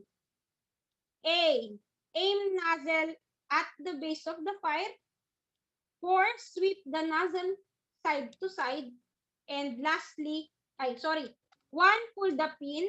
2, aim the nozzle at the base of fire. 3, squeeze the handle and sweep the nozzle side to side. Okay, baka itanong lang, at least alam nyo. Okay, kanina, we are talking about the classification of combustible material. Ito din naman yung kulay ng ating fire extinguisher. Pag green, para po sa combustible materials or class A fires. Pag red, for flammable liquids or class B fires. Pag blue, for class C fires or electric equipments. Class D, for combustible materials or metals, kulay yellow. And for kitchen fire, kulay black. Tandaan yan. Okay. So, water is used only for class A fires. Water may also use in extinguishing class C and class D fires in some cases, pero medyo malabo yan. Ang priority po ni water is si class A fire. Mga combustible materials natin. So, it is most effective in cooling, just what I've said before. The burning material below its ignition temperature. So, due to the conductivity properties, water should not be used on electrical fires. Si carbon dioxide naman, it is a non-combustible and non-reactive with most substances, but it is best for class B fires. Yan na. Pwede siya sa B, pwede din siya sa mga class C fires. Okay? Dry chemicals naman, ito na yung currently na ginagamit for extinguishment. So, it improves mixture of powders and various additives that improve the storage flow and water repellency of the powders. Mga example nito, yung sodium bicarbonate, potassium bicarbonate, monoammonium phosphate, and other powders. Pag-usapan natin itong AFFF or aqueous film forming foam na lumabas na one time sa board exam. So, ito na yung ideal na extinguisher kasi it can be used in a lot of purposes. Halos lahat na nung mga combustible materials na pinag-uusapan natin or classes of fire, pwede nang i-extinguish ng AFFF. So, this is a protein-based foam and also known as the quick knockdown and heat reduction. Ano po ba ang laman ng isang AFFF? So, 6% of that is AFFF chemical. And 94% of it is water. Tandaan yan ha. 94% ng AFFF ay water and 6 parts of it is from the AFFF. So, also used in class A fires but may be less effective than plain water. Sorry. Baka pinipicturan pa.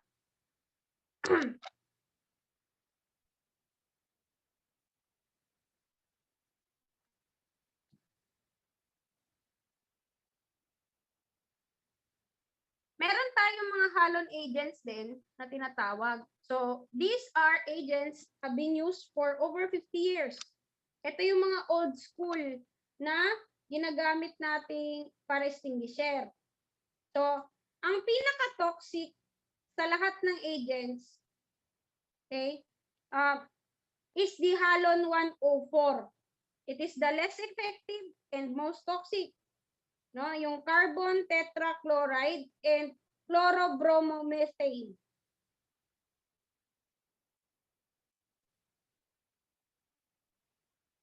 Next naman is yung halon 1211 or the kahit kailan nahihirapan ako basahin to. Bromochlorodigfluoromethane. Kaya hindi talaga ako pwede sa medical course. So, puro ganito yung term. A gas at normal temperature, but with its relative high boiling point, requires pressurization to expel it at satisfaction rate for extinguisher.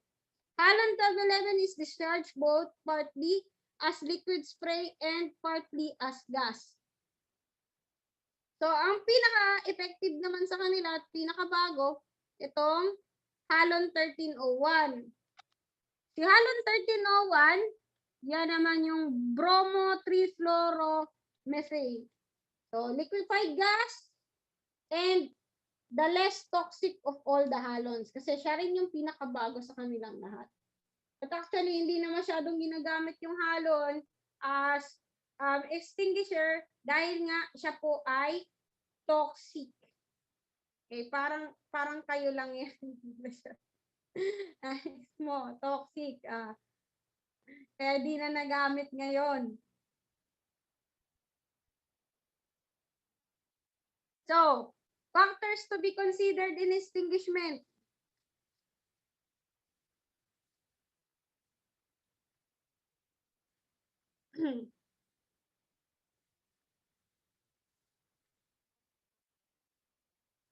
Of course, mahalaga po ang time. Okay. Kailangan tumiming yung time ng pagtawag ng apoy doon sa extinguishment niya. Kasi gusto natin malaman kung merong abnormal behavior yung fire. Next. We have the weather. Of course, si weather makaka-affect po yan kung gaano kabilis din kakalat yung apoy. Katulad nga nung pinag-uusapan natin kanina, no? Pwedeng magkaroon ng firestorm kung masyadong malakas yung hangin. So it may affect the temperature, humidity, and wind. The fire itself, no? Ano ba? Yung extent, location, building construction, and the contents involved. Kung merong buhay na tao dyan na makaka-apekto, such as occupancy. Ventilation, used for clearing the building of smoke and gases. Katulad ng kanina, yung backdraft. Diba? Inaalam natin kung may sapat na ventilation yung bahay. Kung mayroon na ang pressurized na gas sa loob. Okay, pag-usapan natin yung types of ventilation. Total, nandiyan na tayo. Unahin natin yung tinatawag nating vertical ventilation. Must be worked from the top to bottom. Okay. For example, na yung isang bahay or building ay merong hanggang third floor na nasunog, for example. Si vertical ventilation, medyo umangat na yung gas hanggang second floor. What will happen? No? Ang paglabas ng usok pataas, kaya nga vertical. O, ganito yung itsura niyan. Okay. Ang butas na gagawin ng mga firefighters ay pataas para yung usok na nanggagaling sa first floor lumabas. Kaya ventilation, no? Gusto natin i-ventilate yung temperature na nasa loob ng isang bahay na nasusunog or building na nasusunog. Second, yung tinatawag naman nating cross or horizontal ventilation. Effective to if there are high level of opening and windows. So, maganda yung ventilation ng bahay. No? Pwede tayong gumawa ng horizontal ventilation. Para di kayo malito, no? Pag horizontal, ibig sabihin, higa. Diba? Pahiga. So, in this situation, ganito naman yung itsura niyan. No? For example, sa first floor na sunog, ang ventilation, kung paano nila palalabasin yung gas sa loob, yung heat, is through sides. Okay. Ganyan. Another ventilation, yung tinatawag naman nating mechanical force ventilation, a method whereby the device such as smoke ejector is utilized to remove faster excessive heat and then smoke. Ikaw, kunwari mayaman ka, no? Meron kang kakayahan na magkaroon ng mechanical force ventilation. O gumagamit ka ng exhaust fan. O, tingnan mo to. Ay, sorry. Ayan. This is an example of mechanical force ventilation. No? Meron siyang duct system na tinatawag. Ayan. Duct system is a continuous passageway for the transmission of air. So, kapag nagkaroon ng sunog, no, madaling mailalabas yung init or yung temperature na nasa loob ng building. Katulad nito. Yan.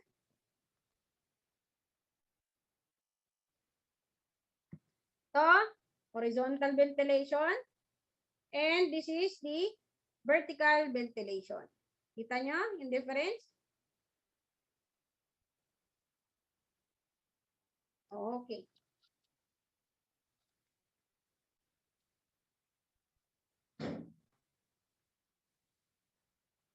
Okay.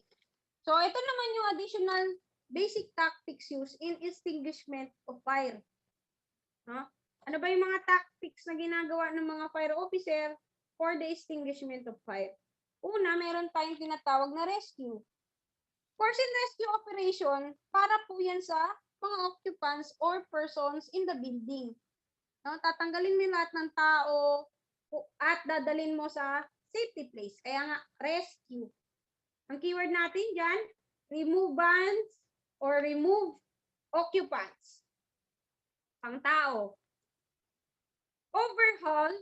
Okay, pag sinabi nating overhaul, nagkaroon na ng fire out, ang gagawin ni firefighter, magkakaroon ng complete and detailed check of the structure and materials involved in the fire to make sure that every spark an ember has been extinguished and to have assured against re-ignition. In overhaul, guys, na-fire out na. Sabihin, wala na po, tapos na, extinguish na. Hindi pa aalis yung mga firefighters natin. No? Hindi pa sila aalis niyan. Ang gagawin nila, mag-iikot pa sila. No? I-check pa nila yung lugar. Gagawa pa sila ng overhauling. Wherein, i-assure nila na wala ng embers, wala ng spark, wala ng open wire na pwedeng mag-cause ng apoy para hindi magkaroon ng rekindling. Hindi na mag-start. But destructive behavior ang rekindling. So, para hindi yan mangyari, gumagawa sila ng overhaul. And lastly, yung salvage, an action taken by firefighters in preventing excessive damage by fire, water, with the use of salvage cover or by removing materials out of the burning building. Itong salvage operation, ito kadalasan yung dahilan kung bakit may nasasaktang fire officer. May nangaagaw ng hose. Bakit? Kasi, kadalasan, kapag masyado ng malaki yung apoy at alam naman ng firefighters na hindi na mareremedyohan yung bahay, anong ginagawa? Yung hose, yung tubig, tinututok dun sa kapitbahay. Yun yung binabasa. Imbis na yung bahay na nasusunog. Anong dahilan nun? Para hindi na mag-spread yung apoy. No? Hindi na nila pinapakalat yung damage. So, ang ginagawa, binabasa yung bahay, yung katabing bahay na hindi pa nasusunog. Okay, pwede din naman na tawaging salvage kapag tinatanggal nyo na yung gamit doon sa kabilang area na may possibility ding masunog. Salvage din po yun. At tumutulong yung mga firefighters doon. Kaya, so yan. These are the basic tactics in extinguishing fire. Rescue, overall, and salvage. Dali lang naman, di ba? Okay, so dito na tayo sa mga fire detection equipments naman.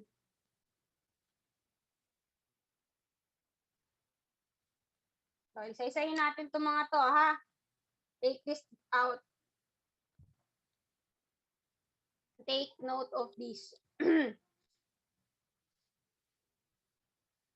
So, these are fire detection equipments. So, meron tayong pag-usapan na spark or ember detectors, flame detectors, combination, radiant energy, smoke detectors, and heat detectors. Unahin natin itong spark or ember detector. Okay, si spark detector, tingnan natin yung definition niya. Designed to detect ember with faster response and reliability. No? With this, makakapansin siya kagad kung may ember, yung coal, yung may liwanag pa pag may nasusunog na area. Specially designed to protect moving objects like coal. Well suited for coal conveyor protection. Okay? Makadalasan to kapag meron kang dito, kaya nagmamanufacture ka ng mga materials na that can be that are combustible, no? Naglalagay po sila ng spark or ember detectors. Okay, another is yung tinatawag naman nating flame detectors. Kung kanina ember detector, ito naman, ano mapapansin niya? First, the presence of flame or fire allowing flame detection. Responses to detected flame depend on the installation. Okay, pwedeng sound alarm, deactivating a fuel line, such as propane or a natural gas line, and activating a fire suppression system. Ito para tong smoke detector, kaso nga lang, imbis na smoke yung ma-detect niya, flames po. Kaya, flame detector.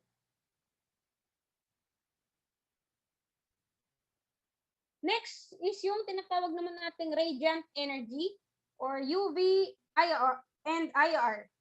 Used for long distances and accurate sensing of flame using first ultraviolet and infrared properties. Kaya nga, IR and UV thermal imaging camera. No? So, gumagamit po tayo ng thermal camera para mapansin natin yung presence ng flame.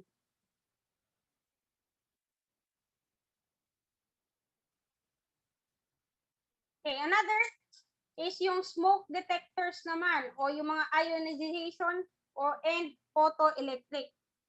Sa ionization smoke detectors, these are type of smoke alarms that have small amount of radioactive materials between two electrical discharge plates, which ionize the air and cause current flow to between plates. When smoke enters the chamber, okay, it disrupts the flow of ions, thus reducing the flow of current and activating the alarm. Okay, katulad na nandito sa picture, no? So, may certain siyang kailangang tamaang charge, electrical charge. Diba? May positive and negative charge. So, pag doon tumama yung ating smoke, madedetect po ng ating ionization smoke alarm at mag-start po ng alarm. It's either tunog, ilaw, it depends upon what type of alarm yung binili mo. Ano bang gusto mo dyan? Tumutunog, umiilaw, nagme-message, depende. Meron din naman yung tinatawag nating photoelectric, wherein photoelectric type alarms aim to light source into sensing chamber at an angle away from the sensor. Smoke enters a chamber reflecting light onto the light sensor, triggering the alarm. So, pag nakaramdam ng usok, yung mismong light sensor ng photoelectric ang mapuputol and that will cause alarm. Okay? So, kung kanina may kinalaman sa energy ng positive and negative, ito naman may kinalaman naman sa light sensors. Ang photoelectric.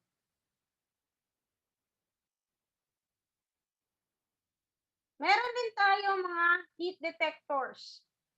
So, heat detectors are fire alarm devices designed to respond when the convected thermal energy of fire increases the temperature of heat of sensitive element. Okay, nakakaramdam siya kapag may pagtaas, abnormal na pagtaas ng temperature. So, for fixed temperature, detectors operate when the heat-sensitive authentic alloy reaches the authentic point, changing the state from solid to a liquid. Kumbaga may nakaset na siya. Pare, 100 Celsius. Pag tumama sa 100 Celsius, automatic, yung kanyang authentic point ay mag-turn to solid to liquid as a sign that there is heat, increase of heat. Kaya nga heat detector eh. Meron naman yung rate of rise wherein one thermocouple monitors heat transferred by convection or radiation while the other respond to ambient temperature. The detector respond when the first sensing element temperature increase relative to the other. Ito naman, pag may sudden increase, no, not necessarily na merong rate, no, ma-detect kagad niya. So, the rate of detectors may not respond to low energy releases rates of slowly developing fires. To detect slowly developing fires, combination detectors add a fixed temperature element that will ultimately respond when fixed temperature element reaches the design threshold. Therefore, para maging effective tong heat detectors, ganito.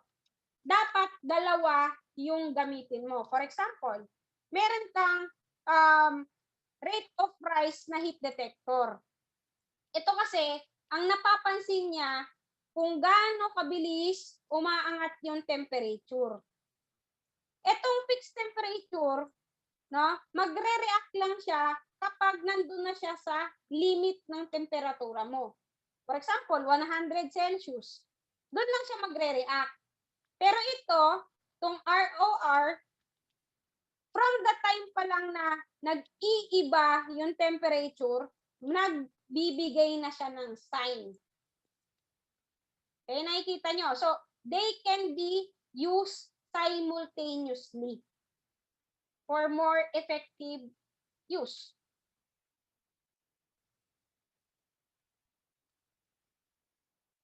Okay. Ito naman yung mga manual fire alarms typically achieved through the use of pull station. Ito yung nilalaro nyo dati nung may face-to-face pa. Pagdadaan ka sa hallway, pipindutin mo to, takbuhan na. Okay, ito yon, yung manual. So it is used in Canada, USA, Europe, Australia, and Asia, which then sounds the evacuation alarm for a relevant building or zone. So it is usually located near exit and walls. Please, paki-note ko kung saan siya laging located sa exit walls and sends signal to fire alarm system which in turn places the building into alarm. Okay. So meron tayong mga notification appliances kung nung kanina, no, na-identify niya ang certain cause of fire, ang nagbibigay naman ng notification sa tao, itong mga to. No? Yun yung sinasabi ko sa inyo kanina. It's either by audible alarms such as yung horns, bells, or chimes. Pwede ding visual alarms, yung sinasabi ko, kung umiilaw yan, or voice communication.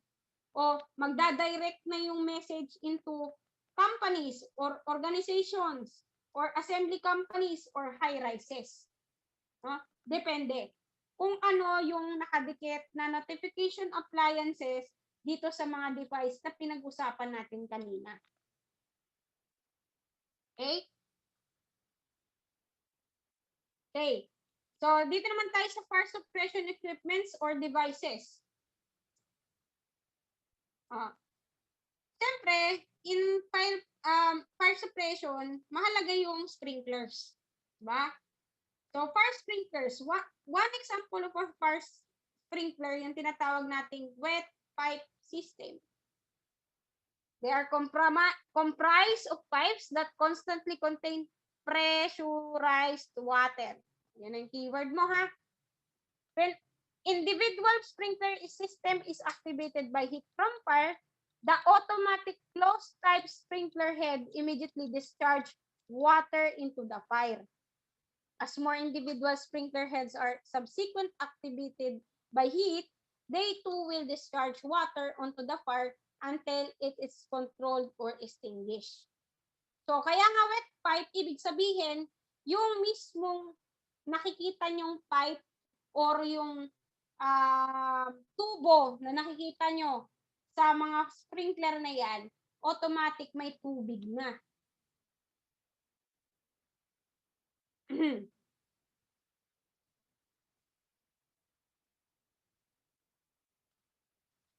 Number 2, yung tinatawag naman nating dry pipe system. Kaya dry pipe, unlike dun sa wet pipe, ito, wala pang tubig. Ang meron sa kanya, it is filled with pressurized air or nitrogen rather than water.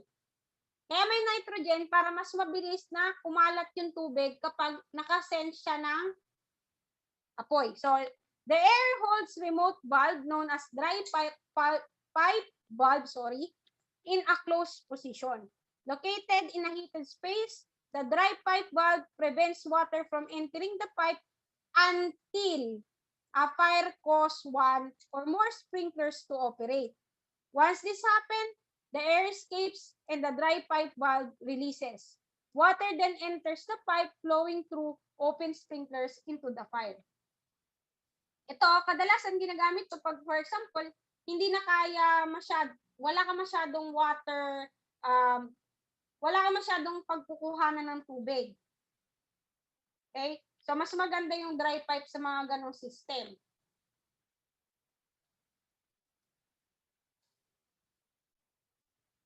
Meron din tayong tinatawag na pre-action system sprinklers.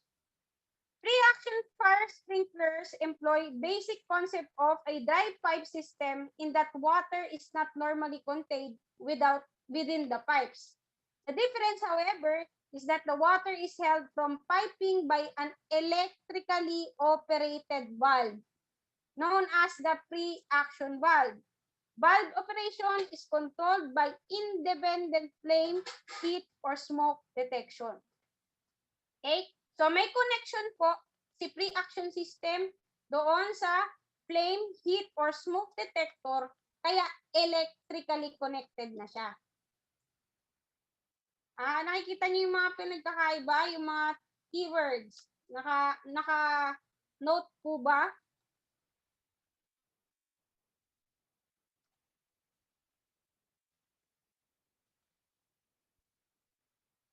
Ito naman pong deluge system are used in places that are considered high hazard areas, such as power plants, aircrafts, hangars, chemical storage processing facilities.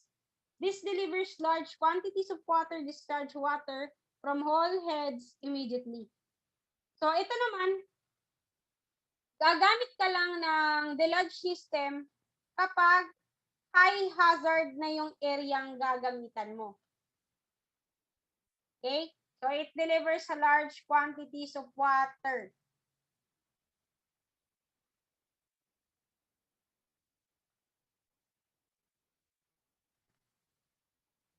Okay.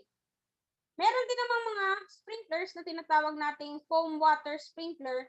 Ito na yung medyo mas mataas na level ng sprinkler system wherein hindi na lang basta tubig yung ginagamit. No? It's either AFFF na yung ginagamit, mga foams, no? Powderized na, hindi lang tubig. So, foam water fire system is special application system. Okay? Kasi po, ang ginagamit na, ulitin ko lang, ay foam concentrations na, such as itong aqueous film forming foam, diba, na pinag-uusapan natin kanina.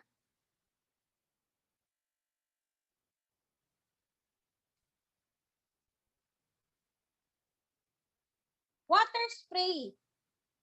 Itong mga water spray naman po, these are operationally identical deluge system, katulad ng example natin kanina, di ba? Sa mga specialized situations lang ginagamit yung deluge system, katulad nitong water spray. But the piping discharge nozzle spray patterns are designed to protect a uniquely configured hazard, usually three-dimensional components or equipment. Three-dimensional kasi katulad nito, cylinder yan, di ba? Meron ditong water spray, meron dito, meron din dito. Okay? Example hazards protected by water spray system are, excuse me,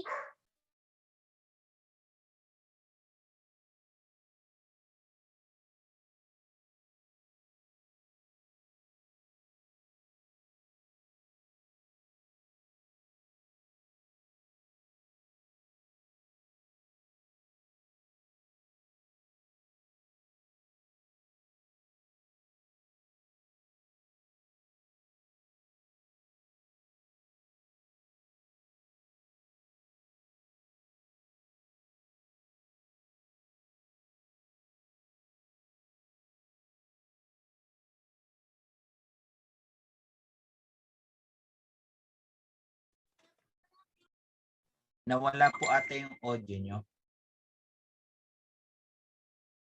Ay, sorry. No? Okay. Kanina pa ba? Itong water? Ito na, ito na. Diyan po ata. Thank you. Sa water spray, ulitin natin, no? Si water spray, ganito yan. Linage system to. Kaso nga lang, ang priority niya is yung mga turbo generators o yung mga bagay or hazards na kailangan nating i-ventilate yung temperature. Katulad itong cylinder na to. Anong nangyari? Mapapansin mo parang merong maninipis na parang ambon, 'di ba, sa gilid. Nakakain na ba kayo sa ningnangan? Ha? Nakakain na ba kayo doon sa restaurant na 'yon? Pag pumunta ka sa ningnangan, mapapansin mo parang may water spray sila. Parang may droplets na nakapaligid doon sa restaurant. Para saan 'yon? Para ma-ventilate yung hangin. Para lumamig. Sobrang ninipis lang yan. So, itong water spray, ganun yung ginagawa niya. Okay? So, kung nga ito yung oil or generator or any hazard protected, they will put water spray para ma-maintain to. Yung temperature. So, this is for ventilation of the fuel level. So, gusto take shot dito kanina. Ayan o.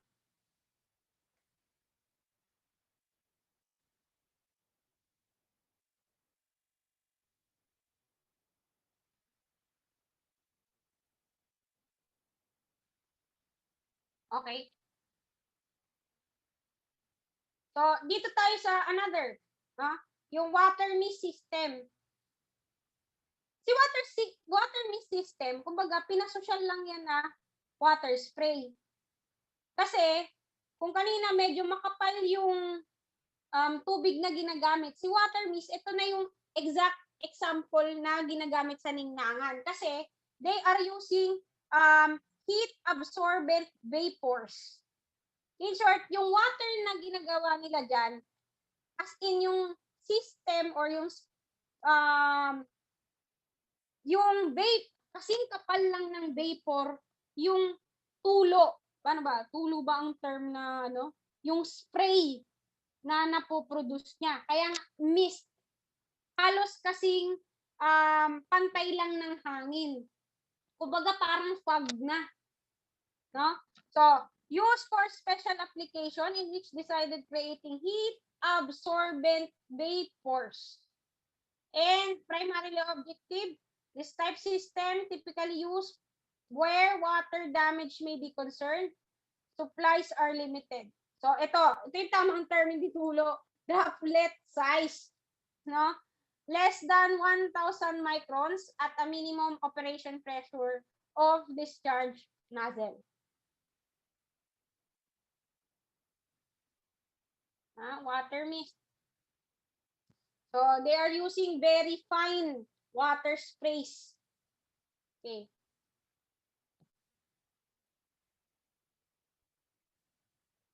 Of course, gumagamit din tayo ng mga fire pumps. Okay. It is a part of fire sprinkler system where water supply and powered by electric, diesel, or steam. Okay. Kaya nga pump, its intake is either connected to a public underground water supplying the piping. Siya yung humihigop noong water source. So, fire pump should have its own electric generator if it connected to the main generator of the building and must have automatic transfer switch to have continuous and uninterrupted supply of water. So, what are the components of fire pump? Meron tayong pump, motor, controllers, jockey pump, and water tank.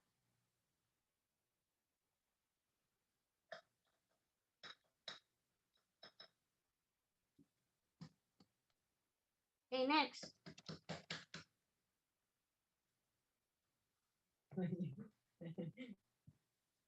Water supply. Meron tayong tinatawag na standpipe system. Standpipe are the series of pipe which is connected to the water supply. So hose connections, basically an extension of fire hydrant system. Okay? They are designed to provide a pre-pipe water system for building occupants or fire departments. Okay, nakikita nyo naman to, itong mga stand pipes, lalo na kung sa school, meron yan. So, class 1, ito yung tandaan nyo yung mga classes ng water or stand pipes.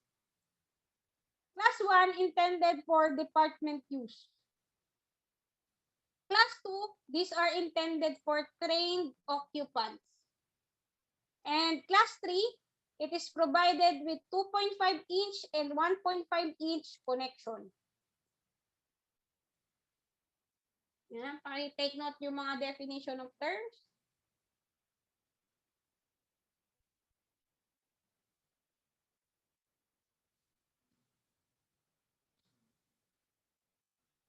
Okay.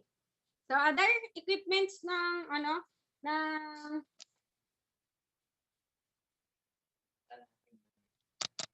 ladders naman po ay one of the equipments that firefighters are using, lalo na in firefighting. So what are the purpose of ladder? Of course, it is for rescue, to stretch line into fire building, to provide ventilation by giving access to the places that are hard to reach. And meron din po tayong types of ladder. Usually, ang ginagamit natin yung ground ladders. Yung mga nakikita nyo laging ladders. Ang basic niyan, 10 to 55 feet long, tawag pa natin dyan, ground ladders. Aerial ladders, pag lumagpas na sa 55 feet. Aerial ladder na yung tawag natin dyan. Baka hindi pa pala napipicturean.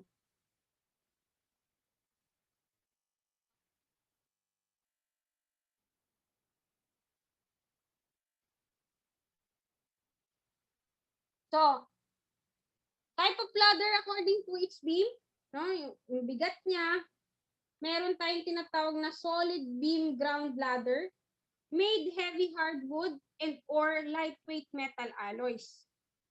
And meron rin tayong truss beam ground ladder, which is yung lightweight metal alloy that is easier to handle and carry.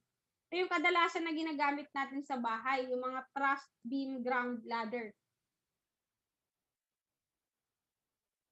There are different forms of ground ladder. Meron tayong wall, hook or straight ladder, extension, and attic ladders. Okay, isa-isayin natin yan, no? Unahin natin yung ground ladder, which is the wall ladder. So, ito yung best use for rescue, where ladder is placed already falls short of the endangered person. Okay, other term for that is yung tinatawag nating pumper ladder. No? Yan yung mga example natin ng wall ladder. Best use for, again, for rescue. Meron din naman tayong tinatawag na straight ladder. Yan, yung normal. Wherein the type of ladder that contains only one section. Yan yung keyword. So, ranges from 12 to 16 feet. And the most common type of straight ladder is 14-foot straight ladder.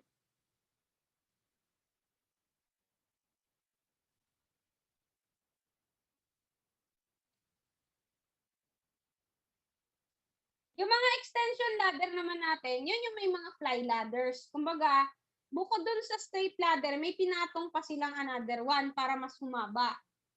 So, it is the slides through guides on upper end and bed ladder. It contains locks which hook over the rungs of the bed ladder.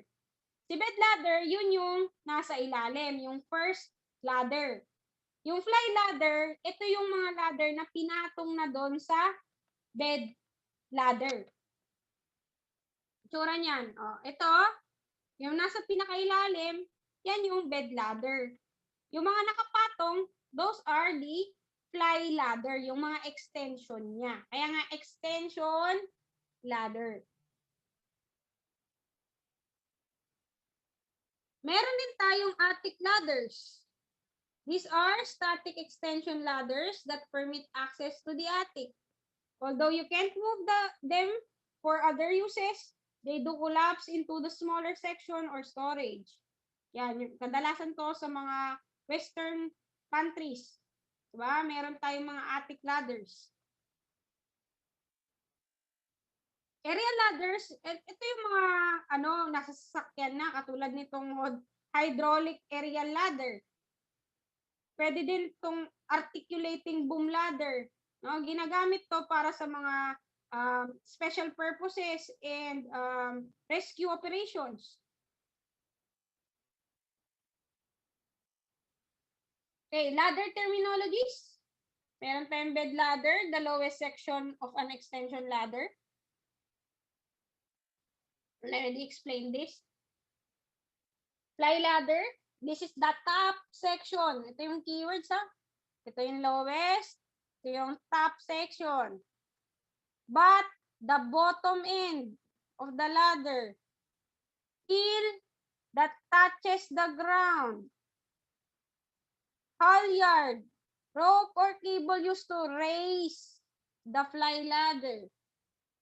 Ay, sorry. Ayan, take note of this first bago ko ma-next.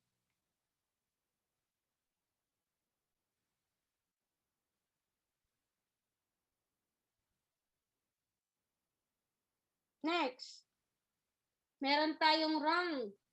The cross member of the ladder used for climbing. Top or tip, the top part of the ladder.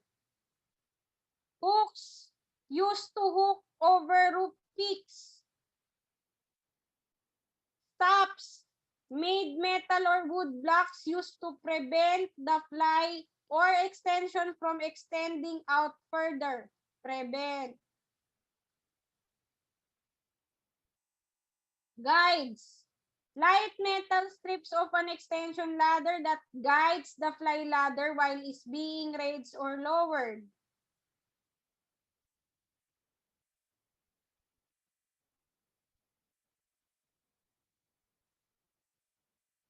Okay. So, dito na tayo sa arson, investigative guide and procedure. Okay. So, pag-uusapan na natin yung arson investigation.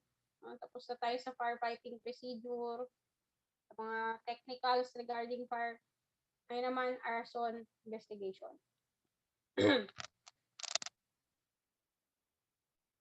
What do you mean by arson? Pag sinabi nating arson, it is the malicious destruction of real property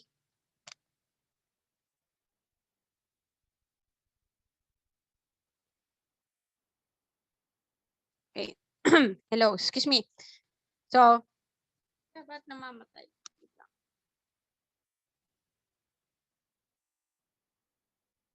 Ayan. So, arson, it is the malicious destruction of property by fire. It consists willful and malicious burning, all kinds of building and structure, including personal property. Okay, linawin natin yung definition ni arson, no? May malicious destruction, ibig sabihin, no? There's an intent, no? Sinadya niya, gusto niya, no? Na pag-isipan ang pag-conduct ng arson. Malinaw na sinasabi dito that arson includes your own property. No? Sinunag mo yung bahay mo, arson pa din yan. Ha? So, tingnan natin. Arson investigator is a person from BFP who is trained and tasked to investigate the cause of fire and to file proper charges in court. Other term for arson investigator is arson prober. Okay. Maalala natin sa RA 6975, no? It is the one na nagbukas ng BFP, Diba? Nagka-BFP, BJMP, nagka-PNP. And also, under RA 9263, it professionalized the BFP and BJMP. Ibig sabihin, kailangan pag nag-apply ka dito, at least you are a graduate of the 4 years course, bachelor's degree. Diba? Sa PNP ang nag-professionalize, anong batas? Diba? 6975. Sa PNP, RA 8551. 8551. Very good. No, yung nag-answer ng 8551. So, the law and jurisprudence, the law on arson in the Philippines is covered by Article 320 and 326 of the RPC.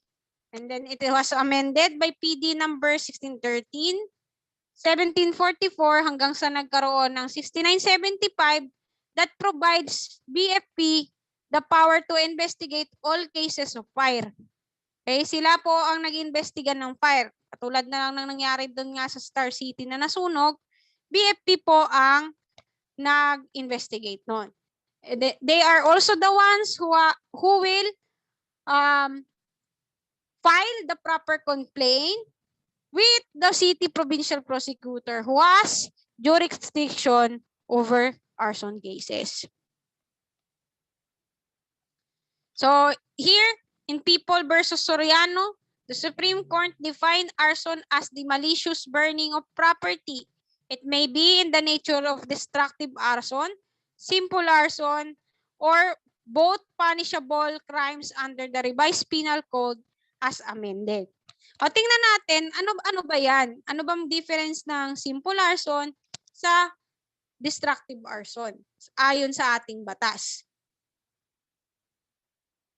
Tingnan natin tong question na to. The following are the elements of arson, except A, burning, B, negligence, C, malice, and D, willfulness. What is the answer? Okay, may nagsagot ng B, A, B, sabi ni Thea, negligence, sabi ni Riao. Therefore, the answer is negligence. Okay? Itong ibang mga nakalagay dito, no? These are the elements of arson. Burning, there's malice, and willfulness. Those are elements of arson. Malicious destruction of property by fire. So, according to our law, there are kinds of arson. Meron tayong simple arson, meron tayong destructive arson, and other cases of arson. Unahin muna natin si simple arson. So, according to the law, it is any person who burns or set fire to a property of another shall be punished prison mayor. The same penalty shall be imposed when a person sets fire to his own property under circumstances which expose to danger the life or property of another. Okay? Sinunog mo yung bahay mo, alam mong mayroong possible na matama ang bahay pang iba. Okay? Arson na yon, kahit na sarili mong bahay yung sinunog mo. Okay? Lahat ng hindi pasok sa destructive arson at other forms of arson, pasok siya sa simple. Yun lang naman yung ibig sabihin nun. Kung hindi siya tatama sa elements ng destructive arson, hindi siya tatama sa elements ng other forms of arson, therefore, the case is arson. Simple arson lang. O ano ba kasi yung elements ng destructive arson? So, ang basis ng destructive arson is the kind and character of the building, location, extent of damage of the value, and its state of being inhabited or not. Okay, ito yung motivation ng batas, foundation ng batas. Okay? Yung character ng building, location, the value, and the state if it is inhabited or not. Ibig sabihin ng inhabited, di ba? merong taong nagpapahinga dyan. May gumagamit diyang tao, inhabited. Para mas maging malinaw, no, isa-isahin natin yung parts ng Section 2 ng destructive arson. So, ang penalty ng destructive arson is reclusion temporal to its maximum period, reclusion perpetua. So, what are the following? Una, according to the law, no, if pinasabog mo or sinunog mo is an ammunition factory, okay? Or what we call mga factory ng explosives, inflammables, of course, that is a destructive arson. No? Nakita mo yung character ng building. Diba? Of course, kapag ang sinunog mo is any archive, museum, whether public or private, or any edifice devoted to culture, education, and social services. Ano naman yung basis ng batas na yan? Okay? Yung kanyang extent of damage of value. Ba? Yung value na mawawala. Kapag museum yan, at may mga antiques, hindi na natin yun mababalik. So, destructive arson din yan. Any church or place or worship, other building where people usually assemble. Okay. Ano ang basis niyan? Oh, yung kanyang state of being inhabited. Ba? Siyempre, laging inhabited yung mga worship places. Laging may tao yan. Even the value of that building. Diba? Ano pa? Any train, airplane, aircraft, vessel, or watercraft, or conveyance for transportation of person or property. Any building where evidence is kept. Oh, anong basis nito? The damage or value. Diba? Kapag nawala yung ebidensya na yan, maraming madidiskrasyang kaso. So, destructive arson din to. Any hospital, hotel, dormitory, public or private market, theaters, or similar buildings. Because, again, the basis of this is the state of being inhabited or not. Any building, whether used dwelling or not, situated in populated or congested area. Yung location. No? Nagsunog ka sa isang area na alam mong dikit-dikit yung lugar. No? Yung mga overcrowded places. Oh. Now, tapos na tayo sa destructive arson. Pag-usapan natin yung other forms of arson or other cases of arson. Dito naman, ang penalty natin is reclusion temporal to reclusion perpetua. And shall be imposed the property burn is any of the following. Okay. Una, the building is used as offices of the government or any of its agencies. Any inhabited house or dwelling. Industrial establishment, shipyard, oil well, or mine shaft, platform, or tunnel. Any plantation of farm, pasture land, growing crop, grain field, orchard, bamboo grove, forest, any rice mill, sugar mill, or railways, bus station, airports. These are other cases of arson. Pag ito yung sinunog mo. Okay, so lahat ng hindi kasama dyan, simple arson yon. Unless na lang na meron tayong special aggravating circumstances. Pag sinabi nating special aggravating, ibig sabihin, nag-increase yung penalty niya because of the certain aggravating circumstances na nangyari. So in these cases, magiging maximum period yung kanyang penalty. Number 1, if it is committed with intent to gain. O, sinunog mo yon para makakuha ka ng insurance. Sinunog mo yon para mapagawa ka ng bahay na bago. Okay. Sinunog mo yon para mabili mo yung lupa.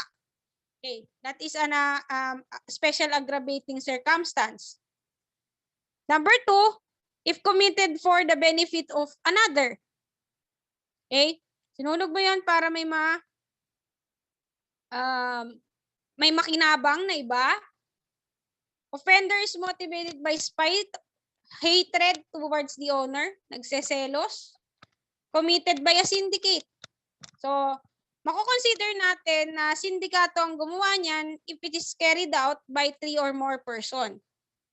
3 or more person din para sa mga cases regarding organized crime group. Sa drugs, 2 or more person lang. Diba? Yung mga pinagkaiba-iba nila. No organized crime group, 3 or more. Sindikato na yan. Dito, 3 or more. Pero pag sa drugs, 2 or more. Okay. Ito yung sinasabi ko kanina, no? Yung prima facie evidence of arson. Natatandaan natin, prima facie evidence, strongest evidence yan. No? Kung hindi mo mapapatunayan na hindi totoo, in this kind of evidence, pwede ka nang mahatulan. Okay, pwede ka nang mabigyan ng final verdict. So, if fire started simultaneously in more than one part of the establishment, no? Nasunog yung kwarto mo, kasabay nung CR, kasabay nung sala, ibig sabihin, sinet yan. Okay. Substantial amount of flammable substance are stored and it is not necessarily there in that business. No? Biglang nagkaroon ng maraming gasolina dun sa lugar, wala naman dapat ganon kasi school yun. So, hindi sila connected with each other dun sa use ng building and yung dami ng petroleum na present dun sa lugar or flammable substances. If gasoline, kerosene, petroleum, and other flammable or combustible substance or materials are soaked therein or containers thereof of any mechanical, electrical, and electronic contrivance designed to start a fire, or ashes or traces or any foregoing are found in the ruins or premises of the burned building or property. O, ano ibig sabihin lang nito? Dito, ibig sabihin lang, for example, may present nung tatlong sinasabi ko sa inyo kanina. Merong presence ng plant, may present ng trailer, may presence ng accelerant in one place, automatic, that is a prima facie evidence of arson.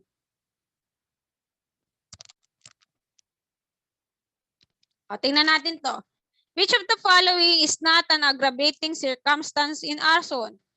A, if committed during night. B, committed in intent to gain. C, committed with the benefit of another. And D, offender is motivated by spite or hatred. Anong tamang sagot? Okay? Committed during the night. Very good. Diba?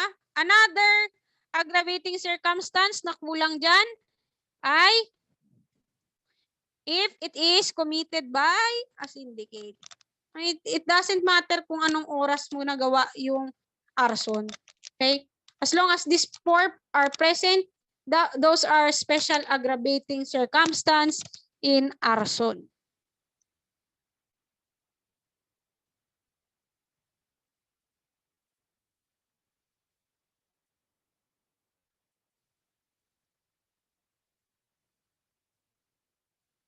Okay, ito pa.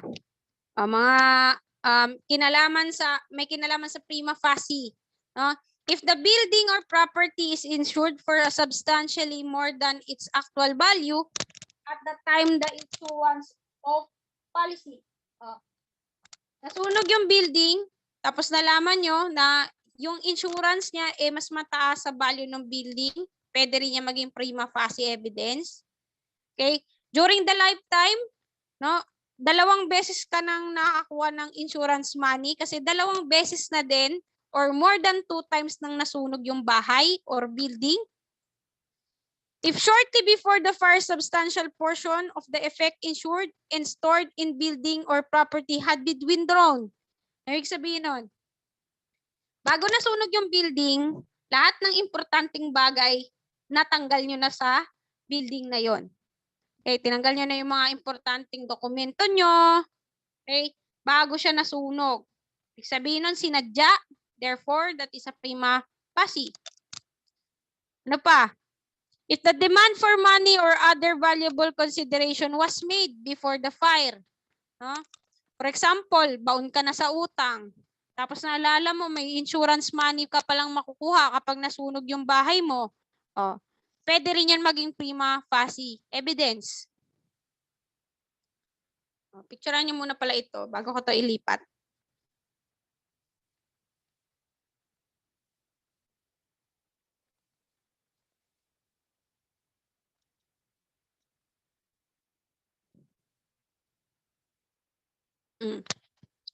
Method of proof in arson. So here, kailangan mo lang naman patunayan sa arson na meron kang burning, criminal design, at evidence of intent. Sa burning, of course, kailangan merong apoy. May nangyari talagang sunog. So, it can be shown by testimony of the complainant, firemen, responding to the crime. Okay? Criminal design, ito naman yung intent. Okay? So, these are the presence of incendiary devices. Yun nga yung sinasabi natin kanina. Meron kang nakitang trailer. Meron kang nakitang plant and accelerant. Malamang sa malamang, no, na sinadya yung arson. Evidence of intent. Okay? Remove before the fire. Ill feelings. Yun nga, yung mga motivations. Okay? Na bakit ginamit yung arson. Okay, telltale signs. Burned building. The type of building may indicate a set fire under some circumstance. A fire of considerable size at the time the first apparatus arrived at the scene if it is modern concrete or semi-concrete building. Okay, alam nyo ba na mas madaling masunog yung mga current house today? Bakit? Dahil synthetic materials na po yung ginagamit. Okay? Yung mga bahay dati, yung mga lumang bahay, bakit ang tagal masunog nun? Puro organic substance yung ginamit para magkaroon ng materials. So ngayon, puro synthetic na, madali na ring masunog yung ating bahay. Separate fires, ito na po. No, pag may mga separate fires, that will show suspicion. Diba? Na sinadya yung sunog. Hindi naman yun pwede. Laging may point of origin ang fire. Hindi pwede yung sabay-sabay masusunog. Another telltale sign is the color of the smoke. Of course, kung ano yung color of the smoke, malamang sa malamang, i-indicate niya din kung anong klaseng material yung nasunog and meron bang mga additional materials na dinagdag dyan para mag-iba yung chemicals. Such as, for example, white smoke yung pinoproduce kapag ang sinunog natin ay mga humid materials. Such as haze, vegetable materials. Biting smoke naman if there is a presence of chlorine. Black smoke naman if the fire is lacking of air and accompanied by large flames. It indicates that there is a presence of petroleum and rubber. So, yung kulay ng smoke, makaka-apekto yan kung ano yung nasunog.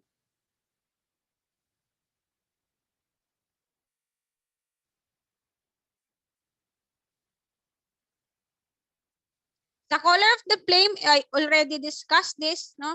Nagkakaroon rin tayo ng indication if how intense the fire is. Kasi nga, di ba, pag reddish color, mas mababa yung temperature niyan kaysa sa blue colored. So, Pag red flame, kadalasan yan, there's a presence of petroleum. While in blue flame, it indicates the use of alcohol as its accelerant. Ha? So, meron rin certain chemicals na makikita natin, nakadepende yan kung ano rin yung kulay ng flame. Kaya nga, kung ikaw ang first responder in firefighting, di ba? Kailangan ma-take note mo yan, yung kulay ng smoke, yung lawak, magnitude, intensity, color of the flame. Yan. Dapat kasi mag-match kung ano man yung laman ng bahay na yan na nasusunog doon sa lahat ng factors na pinag-uusapan natin ngayon. Smoke marks. Okay? This is the determination of the possibility of a fire having more than one place of origin.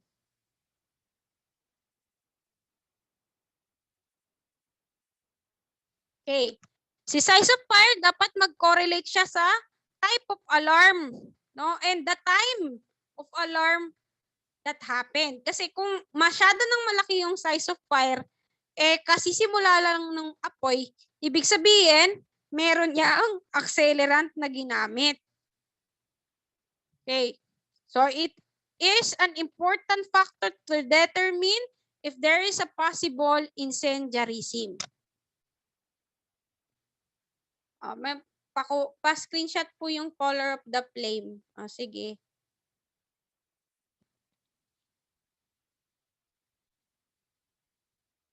Okay, next.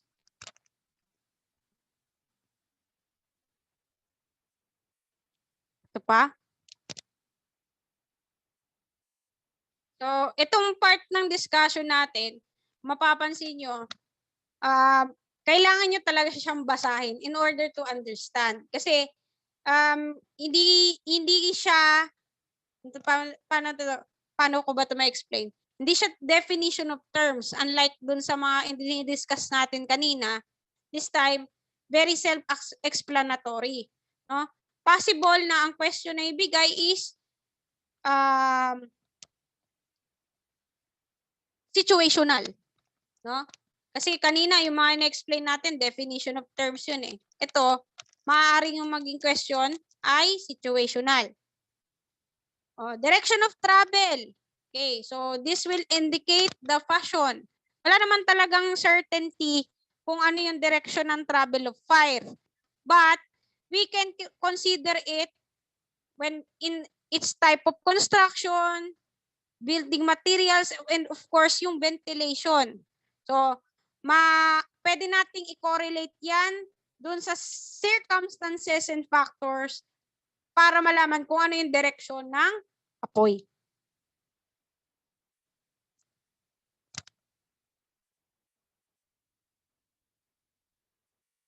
So, kanina, nasabi ko na to, yung intensity or the degree of heat. Indication that some accelerant has been added.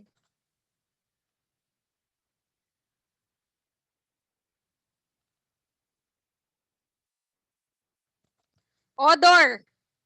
Kung may presence ba ng gasoline, alcohol, kerosene, this is a good indication if it is really arson, no? Yung presence ng accelerant.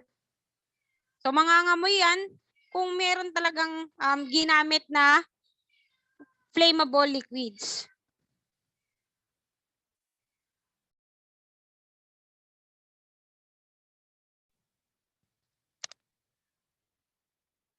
Okay, condition of the content. Ito sinabi ko na to kanina. Malalaman natin kung sadya yan if lahat ng mga sentimental materials na tanggal na dyan bago pa masunog. So, kadalasan yan, na-remove na yung major portion of the content and it is replaced na. So, condition of the content, dapat ma-check nyo din yan. Lalo na kung insured yung bahay or building. Doors and windows. No? Alamin din natin if there is a sign of forced entry. Bakit? No? Malalaman natin dun sa signs of forced entry kung merong burglar na pumasok o yung robber. Diba? kadalasan kasi para matago ang crime scene, anong ginagawa?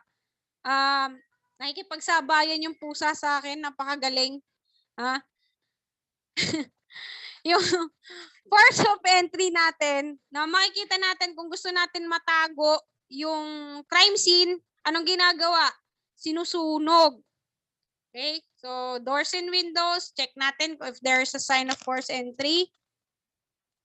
And other suspicious circumstances. Mga bystanders, familiar faces, discovery, and some objects that which might be part of the mechanical fire setting device among the debris. Bakit mahirap maging arson investigator? At bakit mahirap i-investigate ang arson? Of course, hindi na sila nade-detect dahil nga na sinusunog na nila yung physical evidence. Okay? Yun naman yung main reason kung bakit mahirap maging arson investigator. Lahat ng ebidensya, sunog. Okay? Walang physical evidence. So, what constitute burning? Alam na natin to. Pag may burning, mayroong presence ng elements of fire. Okay. Dito, kailangan din natin malaman in investigating fire scene, yung fire patterns. Okay, kaya nga inaaral natin kanina, ultimo yung mga basic regarding fire. Okay? Para alam natin kung paano yung movement and measurement ng fire, how it changes, or what is the presence and its effect. Okay. Pag-usapan natin itong mga burn patterns. Meron tayong tinatawag na char blisters. In other books, mababasa nyo dyan, alligatoring. This is the convex segments of carbonized material separated by cracks and crevices that forms the surface or char forming on materials as wood as the result of pyrolysis. And spaling naman, chipping of pitting concrete or masonry surfaces. Pinagkaiba lang yan, itong char blisters, nangyayari yan sa mga kahoy. Spaling, pag nasunog, is semento. No? Hindi naman sila nasusunog, but nagkakaroon ng mga uka. Char blisters, also known as alligatoring.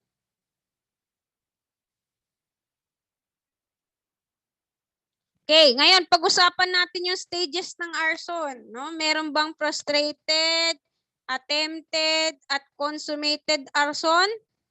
Okay, dito natin sagutin yan. Okay, matagal na tong issue ng arson. No? Meron daw frustrated, wala daw frustrated arson. So may dalawang panig lagi. Katulad nito ni Justice Reyes, saka ng San Beda, sabi nila, may frustrated arson. Ito naman, no, si Buado, the UP Diliman, UP Bar Operation 2008 in Ateneo de Manila, sabi nila, there is no frustrated arson. Kung makikita natin dito sa no frustrated arson, according to Attorney Leonor, no, wala daw frustrated stage yan, formal crime. Therefore, there is no, yun nga lang, there is no jurisprudence being cited. Okay? Ang sabi niya lang dito, no, kahit merong maliit na portion na nasunog dyan, automatic that is consummated. Never frustrated. Ganon din yung explanation nito ni Ateneo de Manila Bar 2011 notes, where stated the reason is that the moment burning occurs, even for a small portion only, the offense is consummated already. Okay, etong issue naman ni Gutierrez, Cortez, it was also arson, no? Napatunayan dito na ginawa niya yung arson kahit na sobrang konti lang nung application ng apoy. Yung at least konting itim lang, no? Kahit konting itim lang, no? Hindi man nasunog yung buong building, according to this jurisprudence, it is already arson. So ganito na lang, no, para maging madali yung definition. Kasi ito yung other people na nagsasabi meron namang frustrated stage. No? According to the US Valdez, no, if rags were set in fire in order to burn the building but no part, this crime was frustrated. Sa San Beda, sabi niya naman, frustrated arson, the tools used alone are on fire or in furniture or thing not attached to the building is on fire. No? Pag hindi daw nakadikit sa building yung bagay at nasunog, no frustrated stage. Ay, merong frustrated stage. Paano magiging safe yung sagot natin sa board or even here in fire examination? Kapag ang tanong, meron bang frustrated stage ang arson? Meron. Kasi meron naman talagang stages yan, no? Meron talaga, may consummated, may frustrated, may attempted. Pero pare, kapag situational na yung tanong, pag situational na, for example, if there are rugs, ganyan, and there is a small portion of the house that is burned, is that consummated, frustrated, or attempted? Ang sagot doon ay consummated na. Wag na natin pahirapan yung mga sarili natin. Kahit maliit lang na portion ng bahay yung nasunog, automatic, consummated yun. Ha? Okay? Malinaw po ba tayo doon sa bagay na yun? Kasi hanggang ngayon pinagtatalunan naman ito eh. At I'm sure maliit naman yung chances na itatanong ito. But still, at least, napag-usapan natin.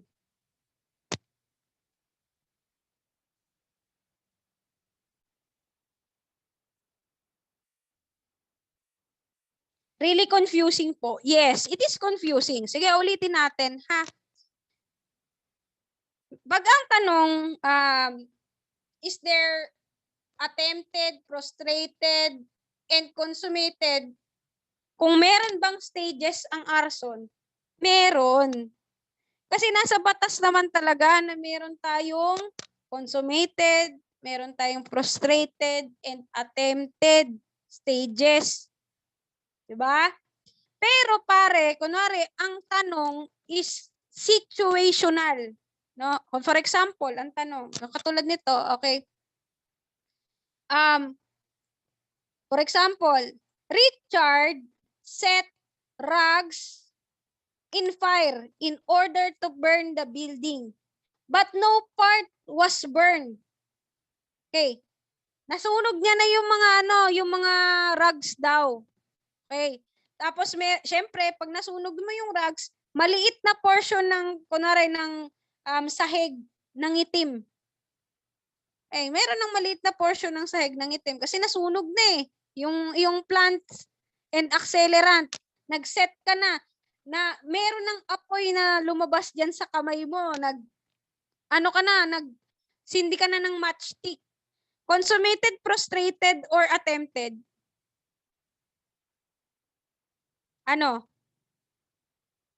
That is consummated. Very good. Consummated na agad yun. Kahit sobrang konti lang ng nasunog niya, consummated na. Wag na natin pahirapan yung sarili natin. As long as all the elements were accomplished, no? All the acts were accomplished. Yun lang naman kasi yung accomplishment na kailangan gawin natin sa arson, di ba? Sindihan. Pag nasindihan niya na, automatic consummated na yun. Ha? Malinaw ba tayo doon, mga madlang people? Is it still confusing pa ba? Bakit may nag-drawing na, mga madlang people?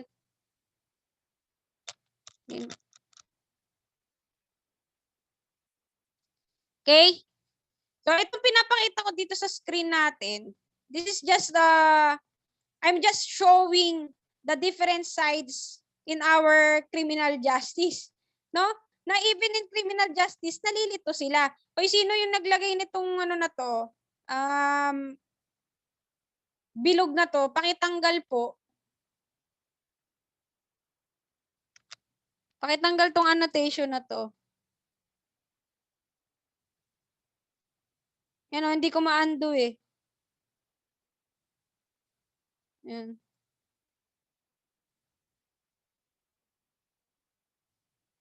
Okay? Sana mas malinaw na yung kasagutan ko dyan sa bagay na yan.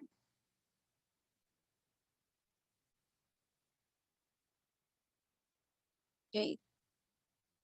Meron pa, may sulat pa din. Wait lang. Tanggalin natin.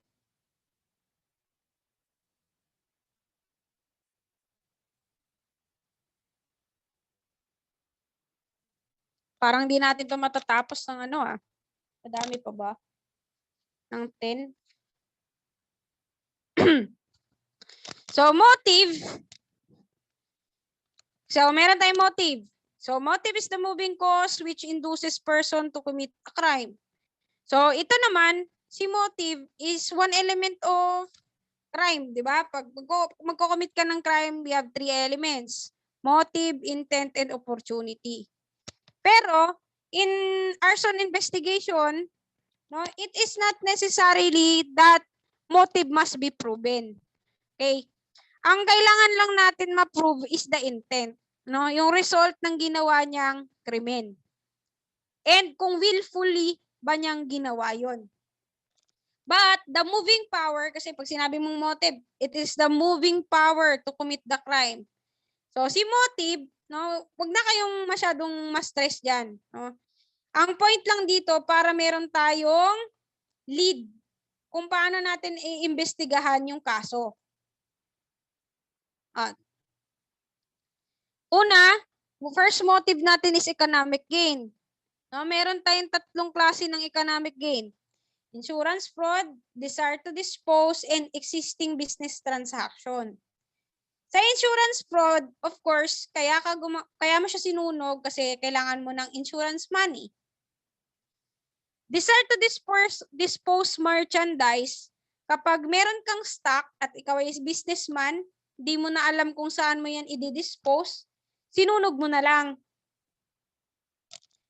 C, yung existing business transaction, kunwari may nag-commit sa inyo ng corruption, no? May nagnakaw, or na-bankrupt ka, ayaw mong malaman ng yung mga business partners, sinunog mo na lang. Okay? Economic gain. Another motive is profit by the perpetrator other than the assured. No? Minsan sinusunog ng mga insurance agents. Okay? Para magkaroon din sila ng business. Business competitors. No? May kalaban kang kumpanya, no? Sinunog ni McDo si Jollibee, mga ganong klaseng drama. That is also a motivation. Person seeking job as protection personnel such as security agencies. Parang yung nangyari sa history, di ba? Nagsiraan sila para sila ang piliin na security agency or insurance agency. Sinunog nila yung kalaban nila para lumipat sa kanila. Salvagers and contractors wishing to construct another building, no?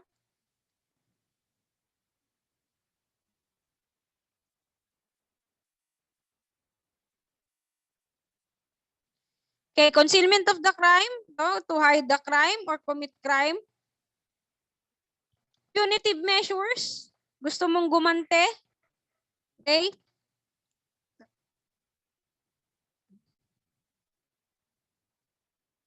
Public disturbance, pwede din, no? Paano yung public disturbance? Offender may resort to arson. Gusto mong manggulo or mag-divert ng confusion to the police. Vandalism. Ano naman yung vandalism?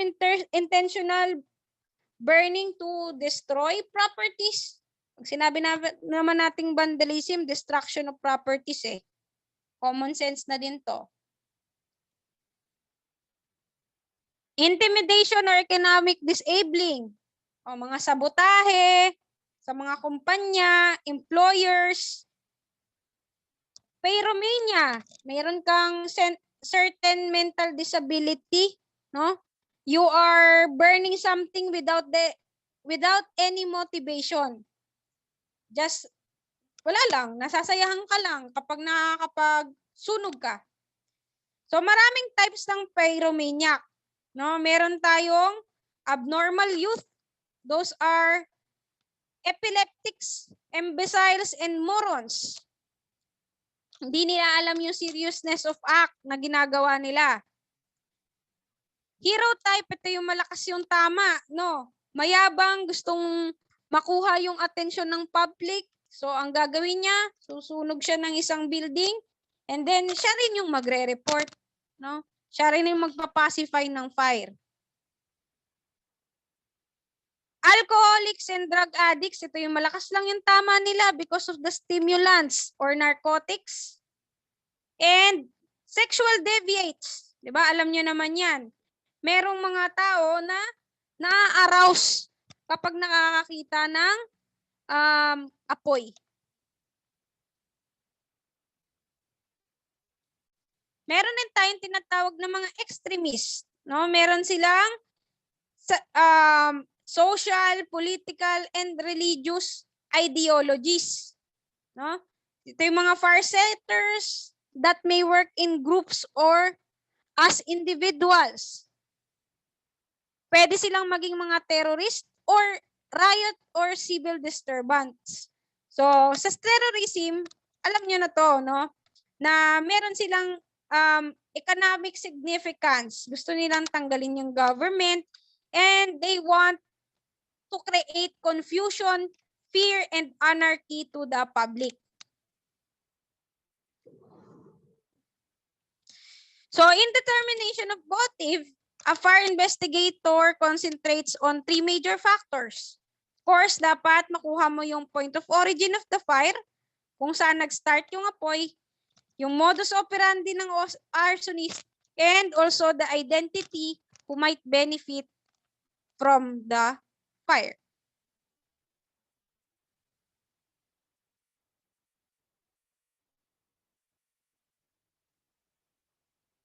Okay.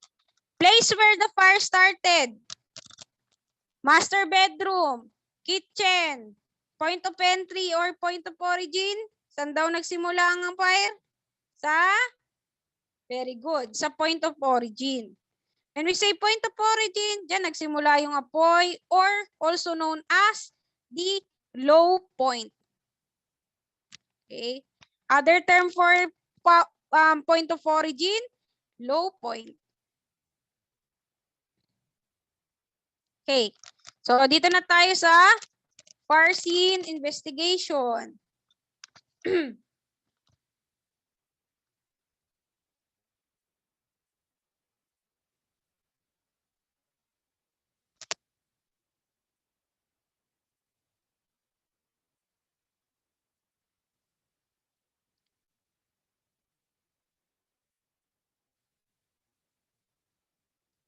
So, kanina pinag-usapan na natin kahit paano tong fire safety. So, when we say fire safety, it is the totality of undertakings, process, or systems that ensures person or properties against the effects of destructive fires. Let us answer this question. It is any act that would remove or neutralize a fire hazard. Letter A, fire trap. B, fire hazard. And C, abatement. Tamang sagot natin dito is letter C, abatement. Bakit abatement? Ha? Ano ba yung pinagkaiba-iba nitong tatlo? So when we say fire trap, it is a building unsafe in case of fire because it will burn easily or because it lack adequate exits or fire escape. Kakaroon ng fire trap because of kakulangan. Yung mismong building, merong problema. Hindi nag-follow sa fire code. Pag sinabi naman nating fire hazards, this is any condition or act which increases or may cause an increase in the probability of the occurrence of fire, or which may obstruct, delay, hinder, or interfere with firefighting operations and safeguarding of life and property. So, ganito lang yan, ha? Si abatement, tinatanggal niya lahat ng fire hazard. para hindi magkaroon ng fire trap. Si abatement, tinatanggal niya lahat ng fire hazard para hindi magkaroon ng fire trap. Kasi ang nagko-cause ng building is unsafe is because of the fire hazards. Kaya tayo nagkakandak ng abatement. So in fire investigation, it is the process of determining the cause of fire. So why we investigate fires? This is to determine the cause, and this is to prevent such fire to occur again. What are the compositions of the investigation team and their designated responsibilities? Ito yung fire arson investigation team natin. Meron tayong team leader that assumes all control of the fire scene. The lead fire arson investigator that coordinates with the team leader regarding appropriate investigation approach. Okay?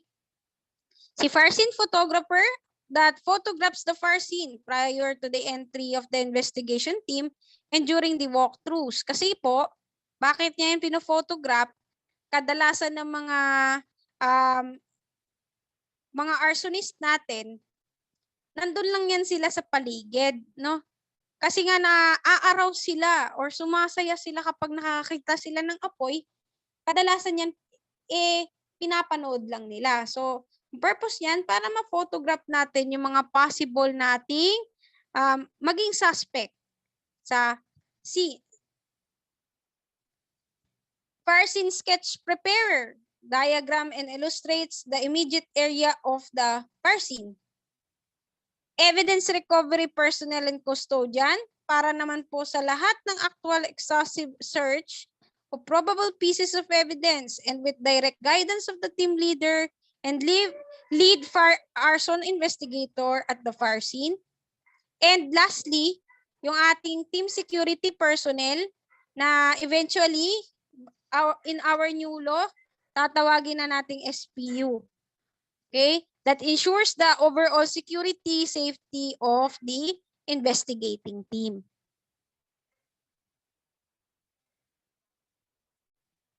So, bago sila mag-conduct ng investigation, ina-assure muna nila yung structural stability ng lugar.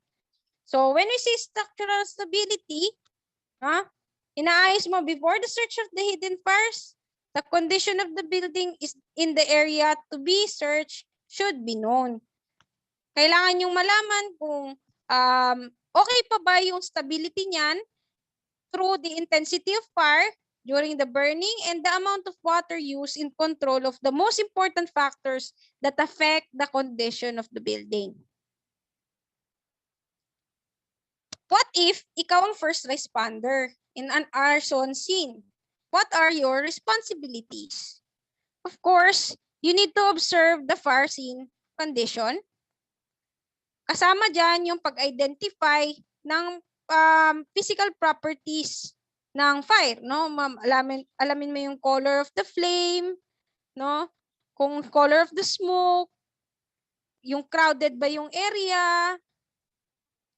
You should exercise the scene safety, no? Kailangan tanggalin mo. Kung pwede kang mag-rescue, gawin mo na. Check mo na yung mga victims. Preserve the fire scene, no? Of course, cordon the area, gumamit ka ng barricades, and establish security and control. Kung pwede kang manghingi ng tulong sa barangay o doon sa mga officials sa lugar, gawin mo na. And coordinate to interagency activities kung tingin mo kailangan ng police officer or kailangan mo ng ambulance. So, part na po yan ng trabaho ni first responder. So, in observing the first scene condition, no, check mo yung presence, location, and condition of the victim, the vehicles leaving the scene, bystanders, kasi nga dyan ka makakakuha ng suspect, flame and smoke condition, type of occupancy, and the condition surrounding the scene. Dapat i-identify mo din if there are fire suppression techniques used and the status of fire alarms, security alarms, and sprinklers. O, baka may nag-take shot pa pala nito.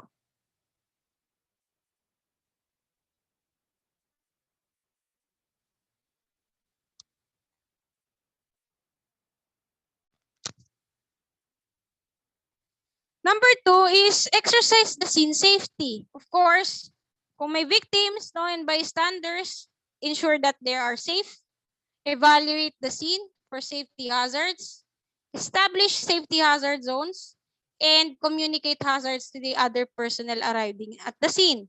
No, lalo na kung may mga ambulance na dumating. Use tools and personal protective equipments. Appropriate tasks during all-over operations. And beware of incendiaries and explosive devices.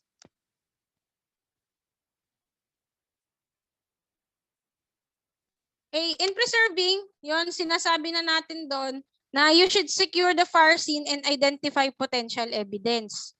No? Take preliminary steps in preserving it and notify appropriate authorities about the existence. Paano ba tayo mag-collect and mag-analyze ng ebidensya?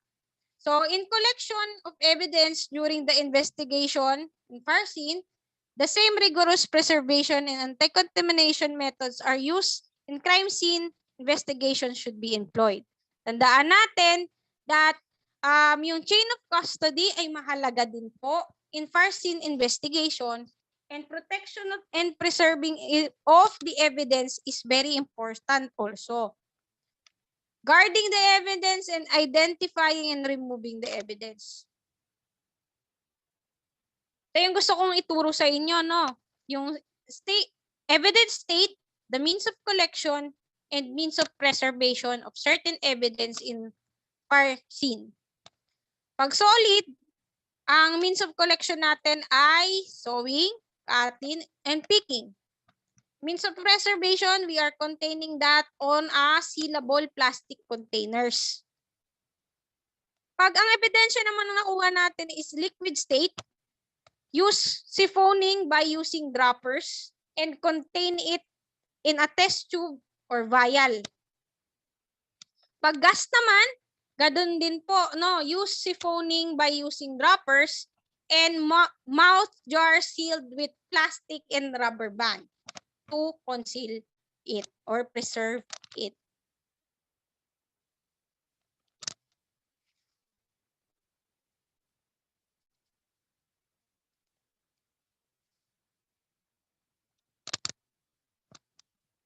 Okay? Finding the area of origin. So use techniques, observation, direction, spread of flame. Ito, sa finding the area of origin, mahalaga po na malaman natin yung direction ng flame o ng apoy. Let us see this question. Normally, fire feeds in all direction, but the least likely path a fire will follow is upward, sideward, downward, or outward laterally. Saan daw dito yung least likely na kumalat ang apoy? May sumagot ng A, may sumagot ng letter C. Huh? Ano pa? Meron pa ba? Least likely is letter C. Tandaan nyo yan, letter C, no? Maliit yung chances na kumalat yung apoy downward. For example na lang dito, no, sa kandila.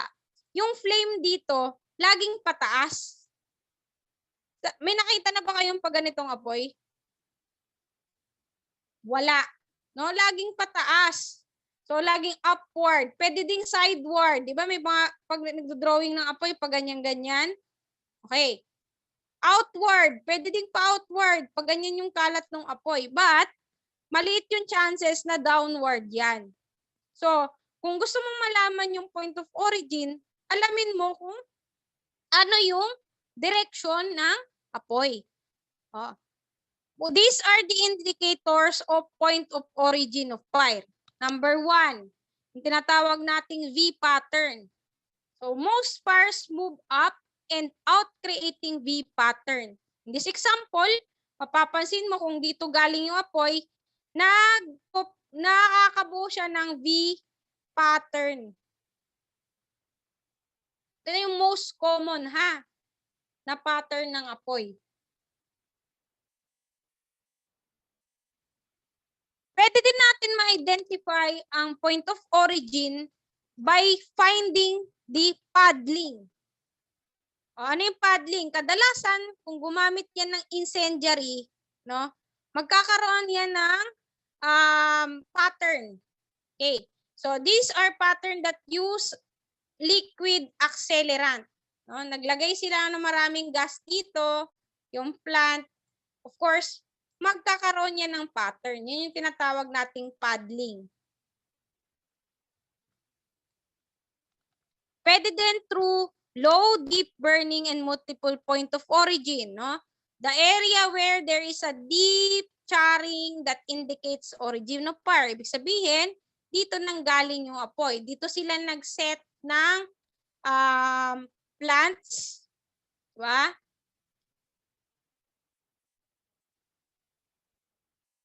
Okay.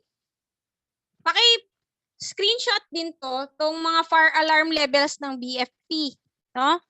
Mapapansin natin dito, sa first alarm, 2 to 3 houses, 4 trucks po ang involved. At ang head ng fireground ay si shift in charge or team leader.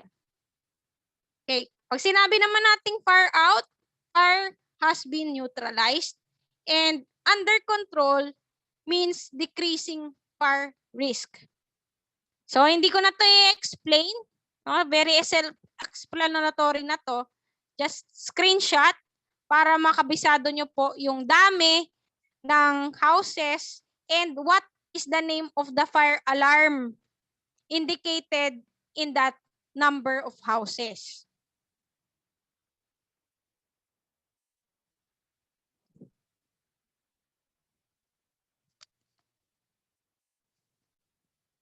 Okay.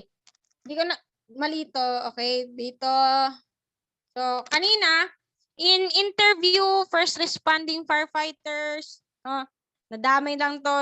Actually, na-explain na natin to kanina. Okay. In locating the point of origin.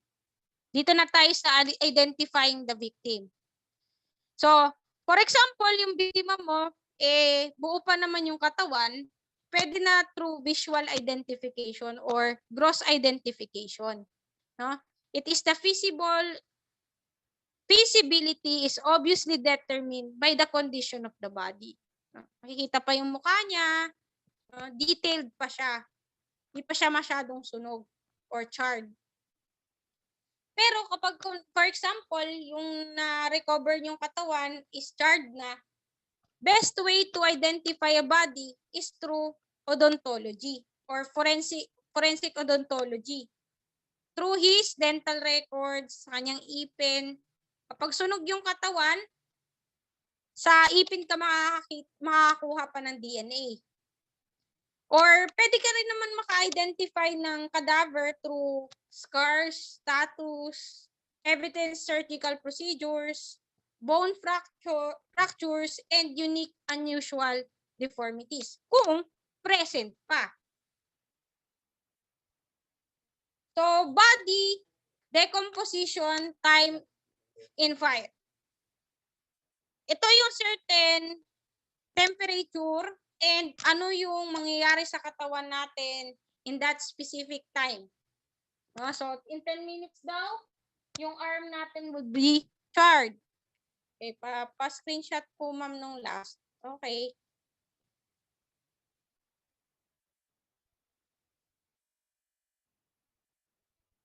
Balik tayo dito. Ayan o. So, yan. In 35 minutes, all leg bones showing. Hindi ko na rin ito masyadong i-explain para makapasok na tayo dun sa next topic natin. Yan, dito na tayo sa fire inspection. Papasok na tayo sa fire code. So, in fire inspection, it is the critical view of installation conducted by authorized personnel of the fire department to determine, ito yung keyword to determine the safety and the hazard from fire and recommend necessary change if correction should be made. So, kaya tayo nagkaroon ng fire code para pag nagkaroon tayo ng fire inspection, meron tayong basihan.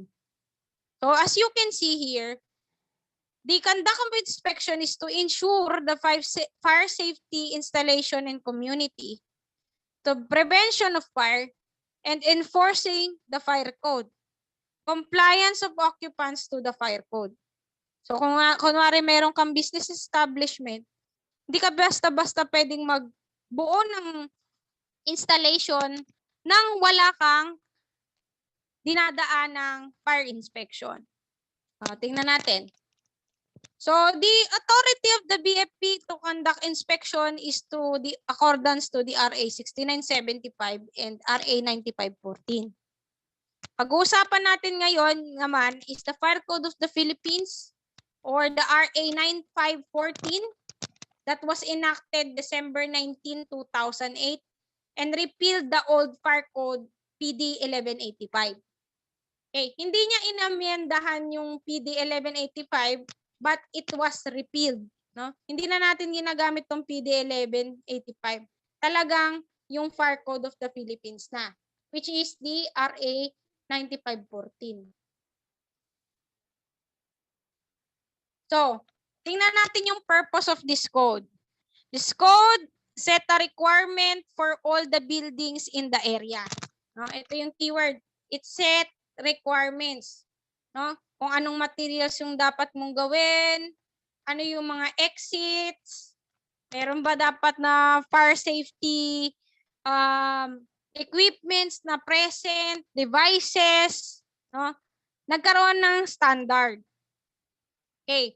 These regulations are there to ensure the safety of all occupants in the building and fire suppression, proper safety storage, emergency preparedness, and the way hazardous combustible materials are handled and conduct business may pose fire hazards, and design, operation, and maintenance of the building all fall under the umbrella of fire safety codes. Okay. Ang ating interpretation yan, di ba? Kaya tayo nagkaroon ng fire code kasi isa sa trabaho ng ating government or ng state is public safety. So kung hindi natin mape-prevent at masusuppress ang destructive fire, hindi natin magagawa itong trabaho ng government. So this was the reason why fire service was professionalized. No, naging profession siya at it was the state shall enforce laws, rules, and regulation that ensure adhere standard fire prevention and safety measures that promote accountability of the fire protection and prevention service. Okay, so kasama sa batas na ito na Fire Code of the Philippines ang public safety, damages caused by destructive fire, and fire service professionals. Okay, we already discussed this. We already discussed also the destructive fires. No, pag-usapan natin yung some public safeties na kailangan nating tandaan. Okay, so in this IRR ng Fire Code of the Philippines, we will be discussing all person, either natural or juridical, and all buildings and facilities that may affect the fire code. Kasama po din dyan yung systems relative to the fire protection, storage, handling, and use of the liquids or combustible materials, fire safety planning, warning equipments and system, ito na-discuss na natin to, land transportation vehicles and equipments, and petroleum industries.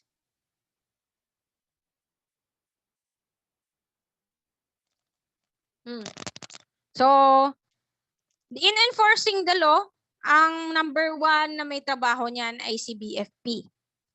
So, kung ikaw ay magiging BFP personnel someday, maaaring maging fire inspector. So, authorized to designate fire safety inspector through his duly authorized representative who shall conduct inspection of every building constructed within its area of responsibility. So, kung ano yung jurisdiction, stasyon ng Bulacan, okay, kunwari, Barangay 176, Station 6, di yung jurisdiction niya, nandun lang. So, lahat ng mga buildings and establishment nun, si Station 1 ang magbabantay or ang mag-check. So at least once a year, dapat nagkakaroon ng inspection. Okay? So, the time owner administration shall renew his business permit or permit to operate. So, pag magre-renew ang isang business establishment ng kanyang permit, every year, kailangan magkaroon muna ng inspection. No occupancy permit, business permit to operate shall be issued without fire safety inspection certification. Tandaan nyo to ha.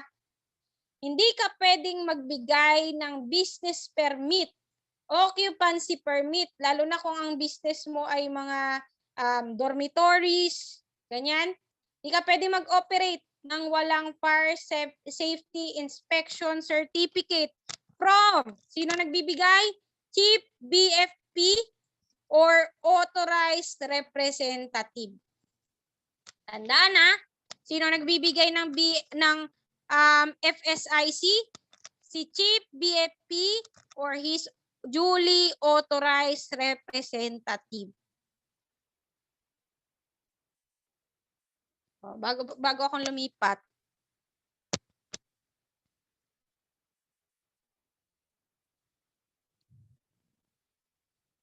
Okay. Inspection, safety measures, fire safety constructions, and protective warning system. So, a fire safety inspection shall be conducted by the Chief BFP or his duly authorized representative as prerequisite grants of the permit and licenses by local governments. 4. Ano mga businesses yan? Use of buildings, structure, facilities, storage, handling of explosives. Okay, kasama na dyan yung mga flammable and toxic hazardous materials. Ano pa? So, fire safety measures shall be required for manufacture, storage, handling. Kasama dito yung flammable combustible liquids, paints, fireworks, and matches in commercial quantities. So kung mapapansin nyo dito, itong mga materials na to and products and chemicals are all flammable. So kung ganyan klaseng business nila, kailangan talaga ng permit.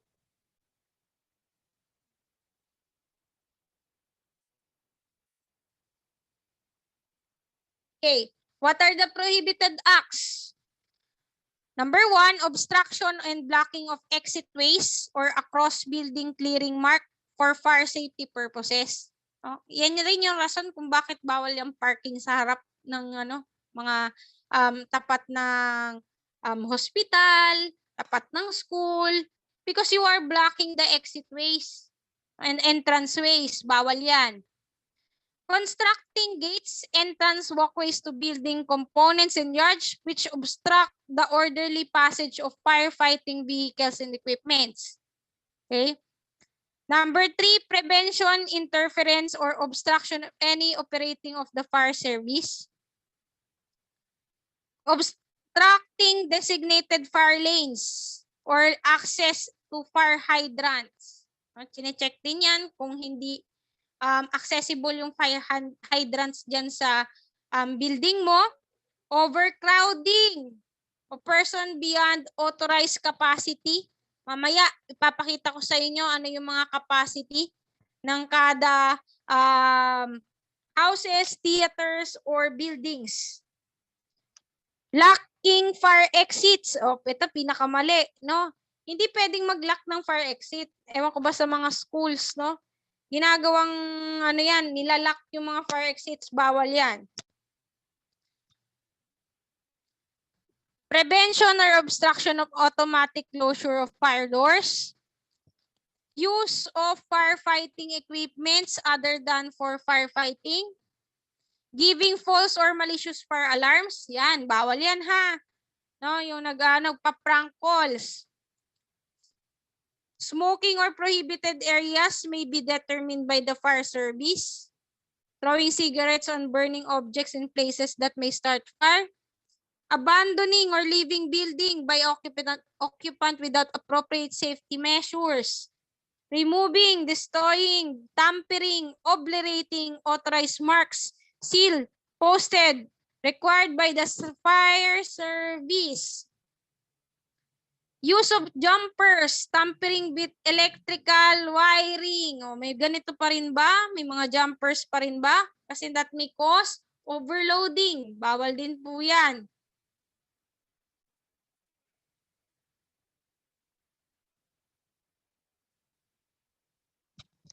Sino ba yung tinatawag nating mga fire safety inspectors?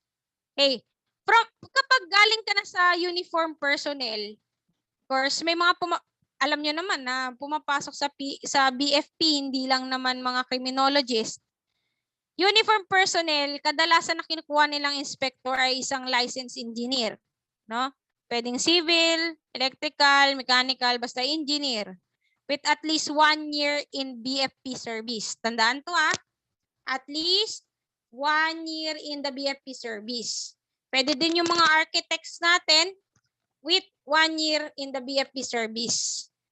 And, for example, you are not an engineer or an architect, at least, no, naka 3 years ka na sa BFP service. Okay? Kapag non-uniform personnel naman, appointed as engineers with at least 1 year in the BFP service, ito yung mga NUP na tinatawag natin. No? Hindi sila BFP officer, pero member sila ng NUP at sila ay inspector and must undergone completed prescribed training on fire safety enforcement and other related fire safety training. Kaya tandaan yung mga yung dalawang klase, may uniform, non-uniform. Pag sa uniform at you are engineer at least 1 year, ganon din si architect. Ang maiiba lang naman dito ay yung ating mga graduates ng other baccalaureate degrees with 3 years dapat in service.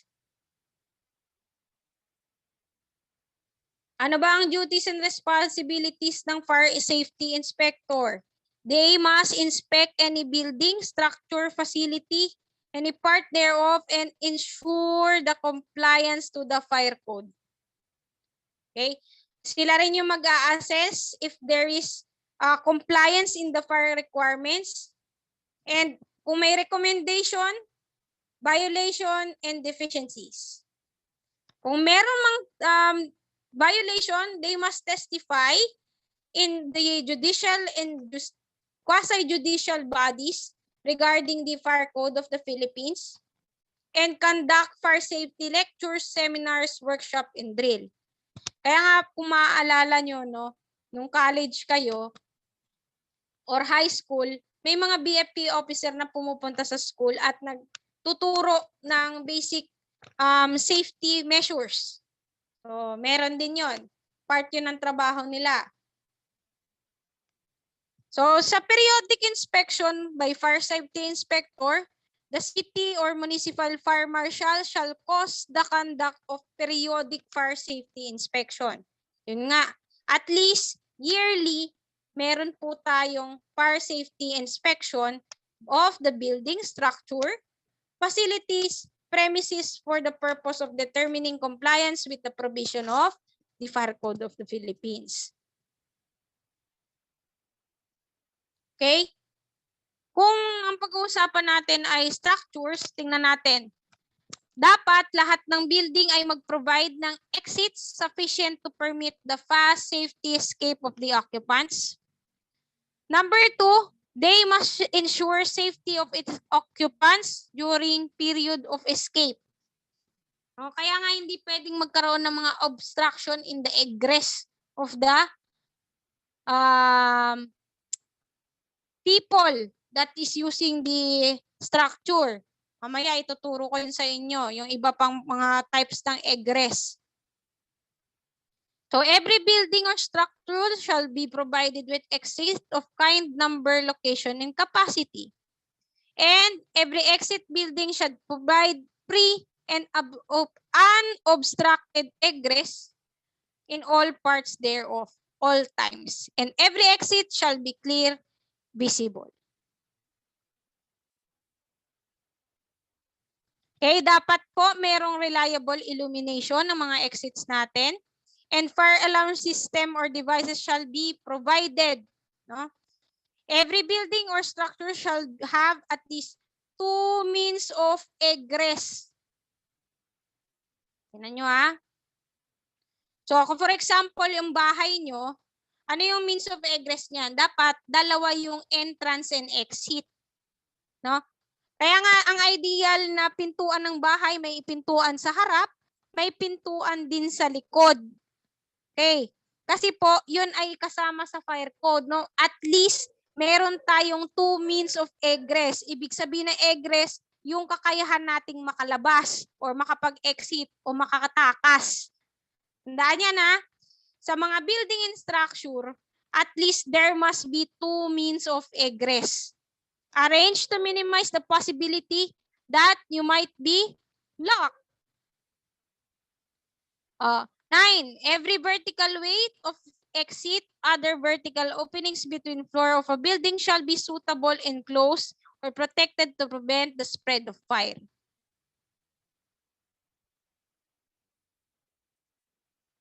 Pag-usapan natin yung mga classification of occupancy.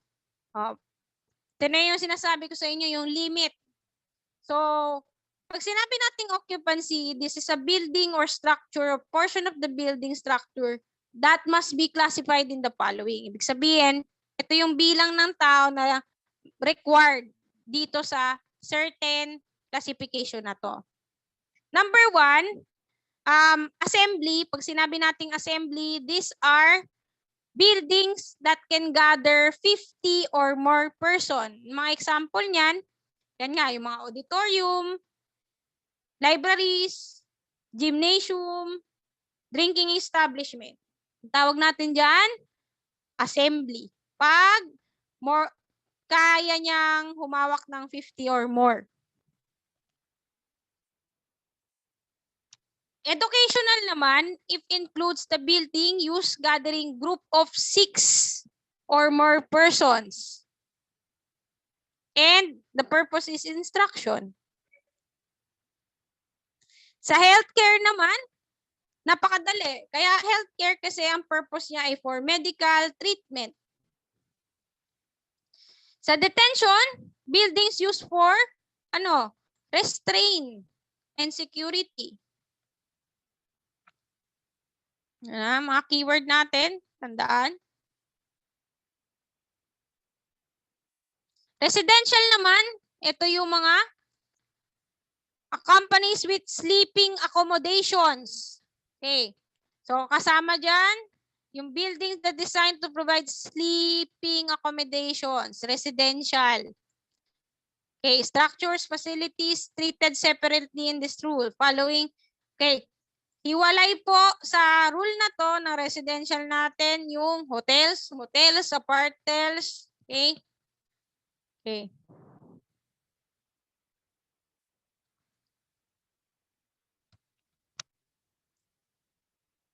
Mga mercantile companies include stores, markets, rooms, building, or structure that display, sell, and merchandise.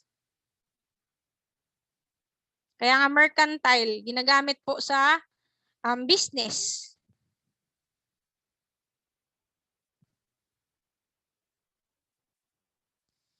Okay? Ay, sorry.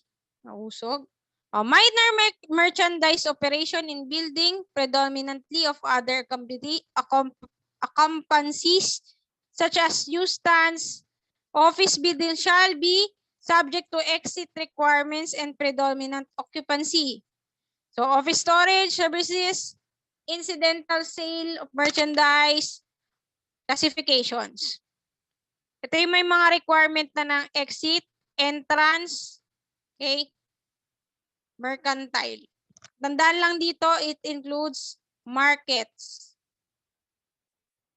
Business, for transaction business other than covered by the mercantile. Okay, kasama dito yung mga offices for lawyers, doctors, municipal halls that can occupy less than 50. Less than 50. Kasi yung assembly kanina, more than, di ba? Ito naman, less than.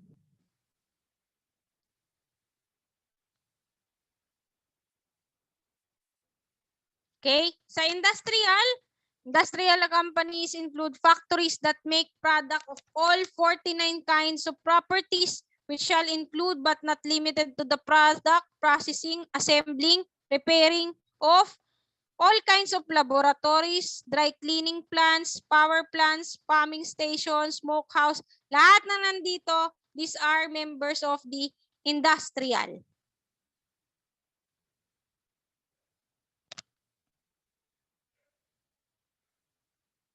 Storage. Okay, ang purpose naman nito for shelter of goods, merchandise.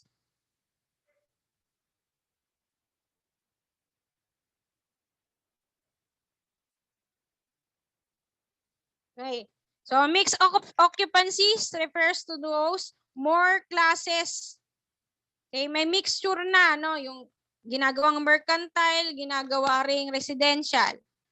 The means of egress shall be sufficient to meet the exit requirements for occupants of each individual room section and for maximum occupant load of the entire building. Fire safety construction, protective warning system, and other safeguards shall meet the requirements of the most hazardous occupancy unless otherwise specified.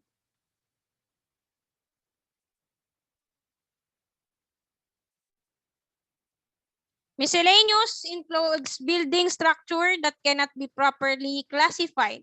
Such miscellaneous building shall conform fundamental guidelines provided Division 2 and to any specific provisions applicable thereto.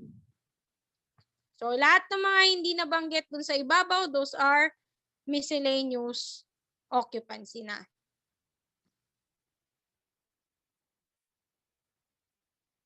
Ito yung sinasabi ko, yung mga pinag-usapan natin kanina, okay, kailangan natin ng means of egress or the continuous unobstructed route of exit. Ini-ensure natin na madali tayong makakatakas in case of fire or any other kind of destruction or calamities. So, permissible exit components, an exit that shall consist the approved components that are described, regulated, limited to as used. Kasama yan. So, lahat ng mga buildings na kailangan or construction, kailangan yan ng doors, stairs, or enclosures, outside stairs, horizontal exits, ramps, exit passageway, fire escape, stairs, and shall be constructed as an integral part of the building or shall be permanently affixed thereto. Kaya yung mga malalaking kumpanya, ikita mo dyan talagang detailed, na nandun talaga yung mga exit passageways. Okay? Kasi part po yun ng permit nila. Okay. Meron po tayong 3 means of egress. Meron tayong exit access wherein pwede pong dumaan dito yung entrance and exit. This will lead you to the entrance and exit the area. Exit is the portion that means egress which is separated from all the spaces of the building. Nakahiwalay na to. So kadalasan itong example na to, second floor to, ito yung first floor. Yung exit natin, yan yung lalabasan mo kapag may fire. Yung exit, fire exit yan. Diyan ka bababa. So this is the fire exit. Yan yung means of egress mo. Exit, discharge, keyword. While exit discharge naman po is the portion wherein terminated to the public way. Katulad nito, ito yung exit access, no? Pwede kang pumasok, pwede kang lumabas. Dumaan ka ngayon sa exit, paglabas mo sa exit, dun ka na sa exit discharge na automatic public way na yung area. Open na. So there are horizontal exit. Pag sinabi natin horizontal exit, the way of passage through fire barrier to an area of refuge on approximate same level. Makikita mo dito, no, sa fire exit, paglabas mo dyan at sinara nyo yung fire door, automatic maglalak yan. So, safe na kayo dito. Hindi na kayo masusunog dito sa loob nito. Kaya nga tinawag siyang area of refuge or also known as area of rescue assistance. It is a location in the building that designed to safely hold individuals during an emergency disaster. Okay, katulad nito, pag nalock na to at nandito kayo sa loob, safe na kayo kasi kahit umapoy pa yan dito, meron na siyang fire resistance. Hindi kaagad papasok yung apoy dito. Then, when we say public way is the street, alley, other than the similar parcel of the land open outside air and deeded to the public with a clear width height of at least 3.0 meters. Na?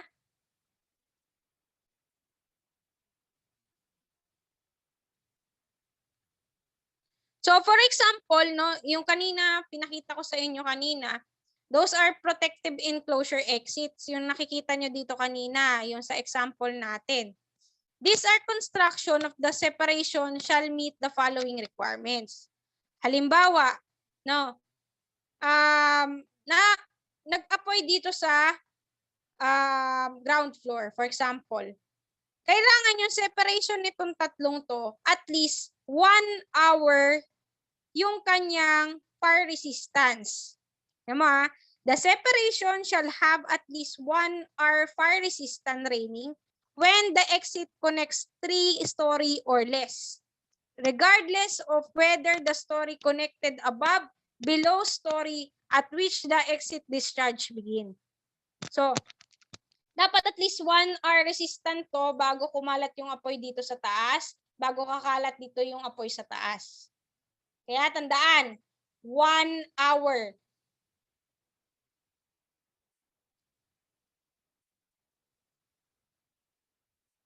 So, kung ikaw ang fire inspector, no, makikita mo, these are the procedures that you need to follow.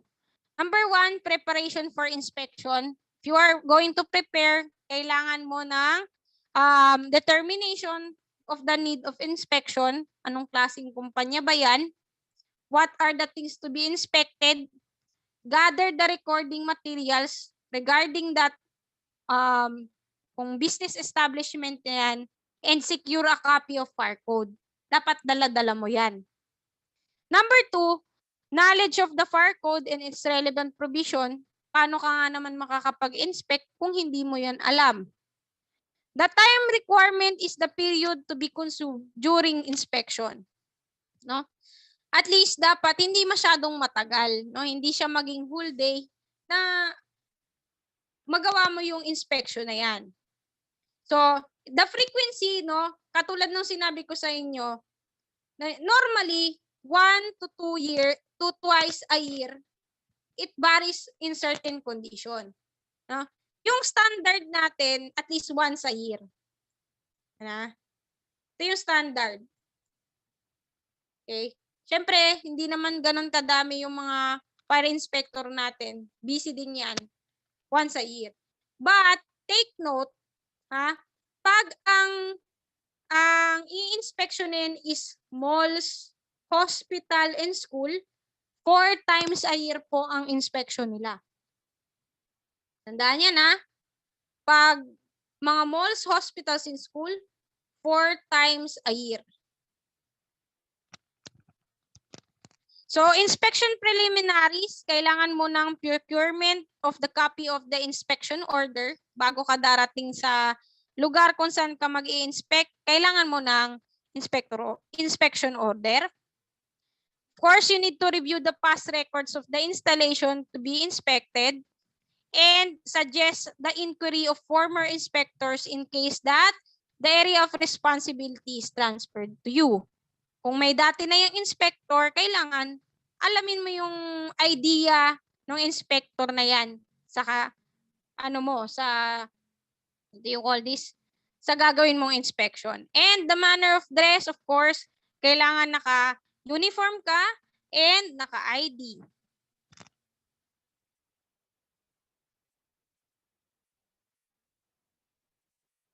So, kung meron kang inspection order, yun katulad ng example ko kanina, bago ka magkakandak ng inspection, you need to have a inspection order.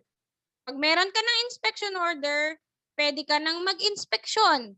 At kung pasado yung tao or yung company na in-inspection mo, lahat sinunod nila doon sa fire code, therefore, you will give them a fire safety inspection certificate para sa kanilang occupancy permit. Dahil nga, hindi sila mabibigyan ng occupancy permit or even business permit without the fire safety inspection certificate. Pero kapag bagsak sila, ang ibibigay sa kanila is notice of disapproval. Okay. So, review lang tayo, no? Pag fire inspection, nagkakaroon ka ng critical review of the installation conducted by authorized personnel of the fire and determine the safety hazard and recommend necessary change to the correction that should be made. Pag prevention, we are talking about the means employed to avoid possibility of the fire to occur. See, fire inspection naman ay fire suppression, automatic extinguishment. Meron ng presence ng apoy, kailangan nyo na lang patayin. Fire control, it means to employ to keep fire in minimum or manageable level for easy suppression. And investigation, this is the process of determining the cause of fire. Kita nyo yung mga difference natin? So, dito na po nagtatapos yung discussion natin for fire officer examination. Good luck everyone. No? Nawa, pumasa kayo at maging bombero na sa pinakamadali, mabilis na panahon.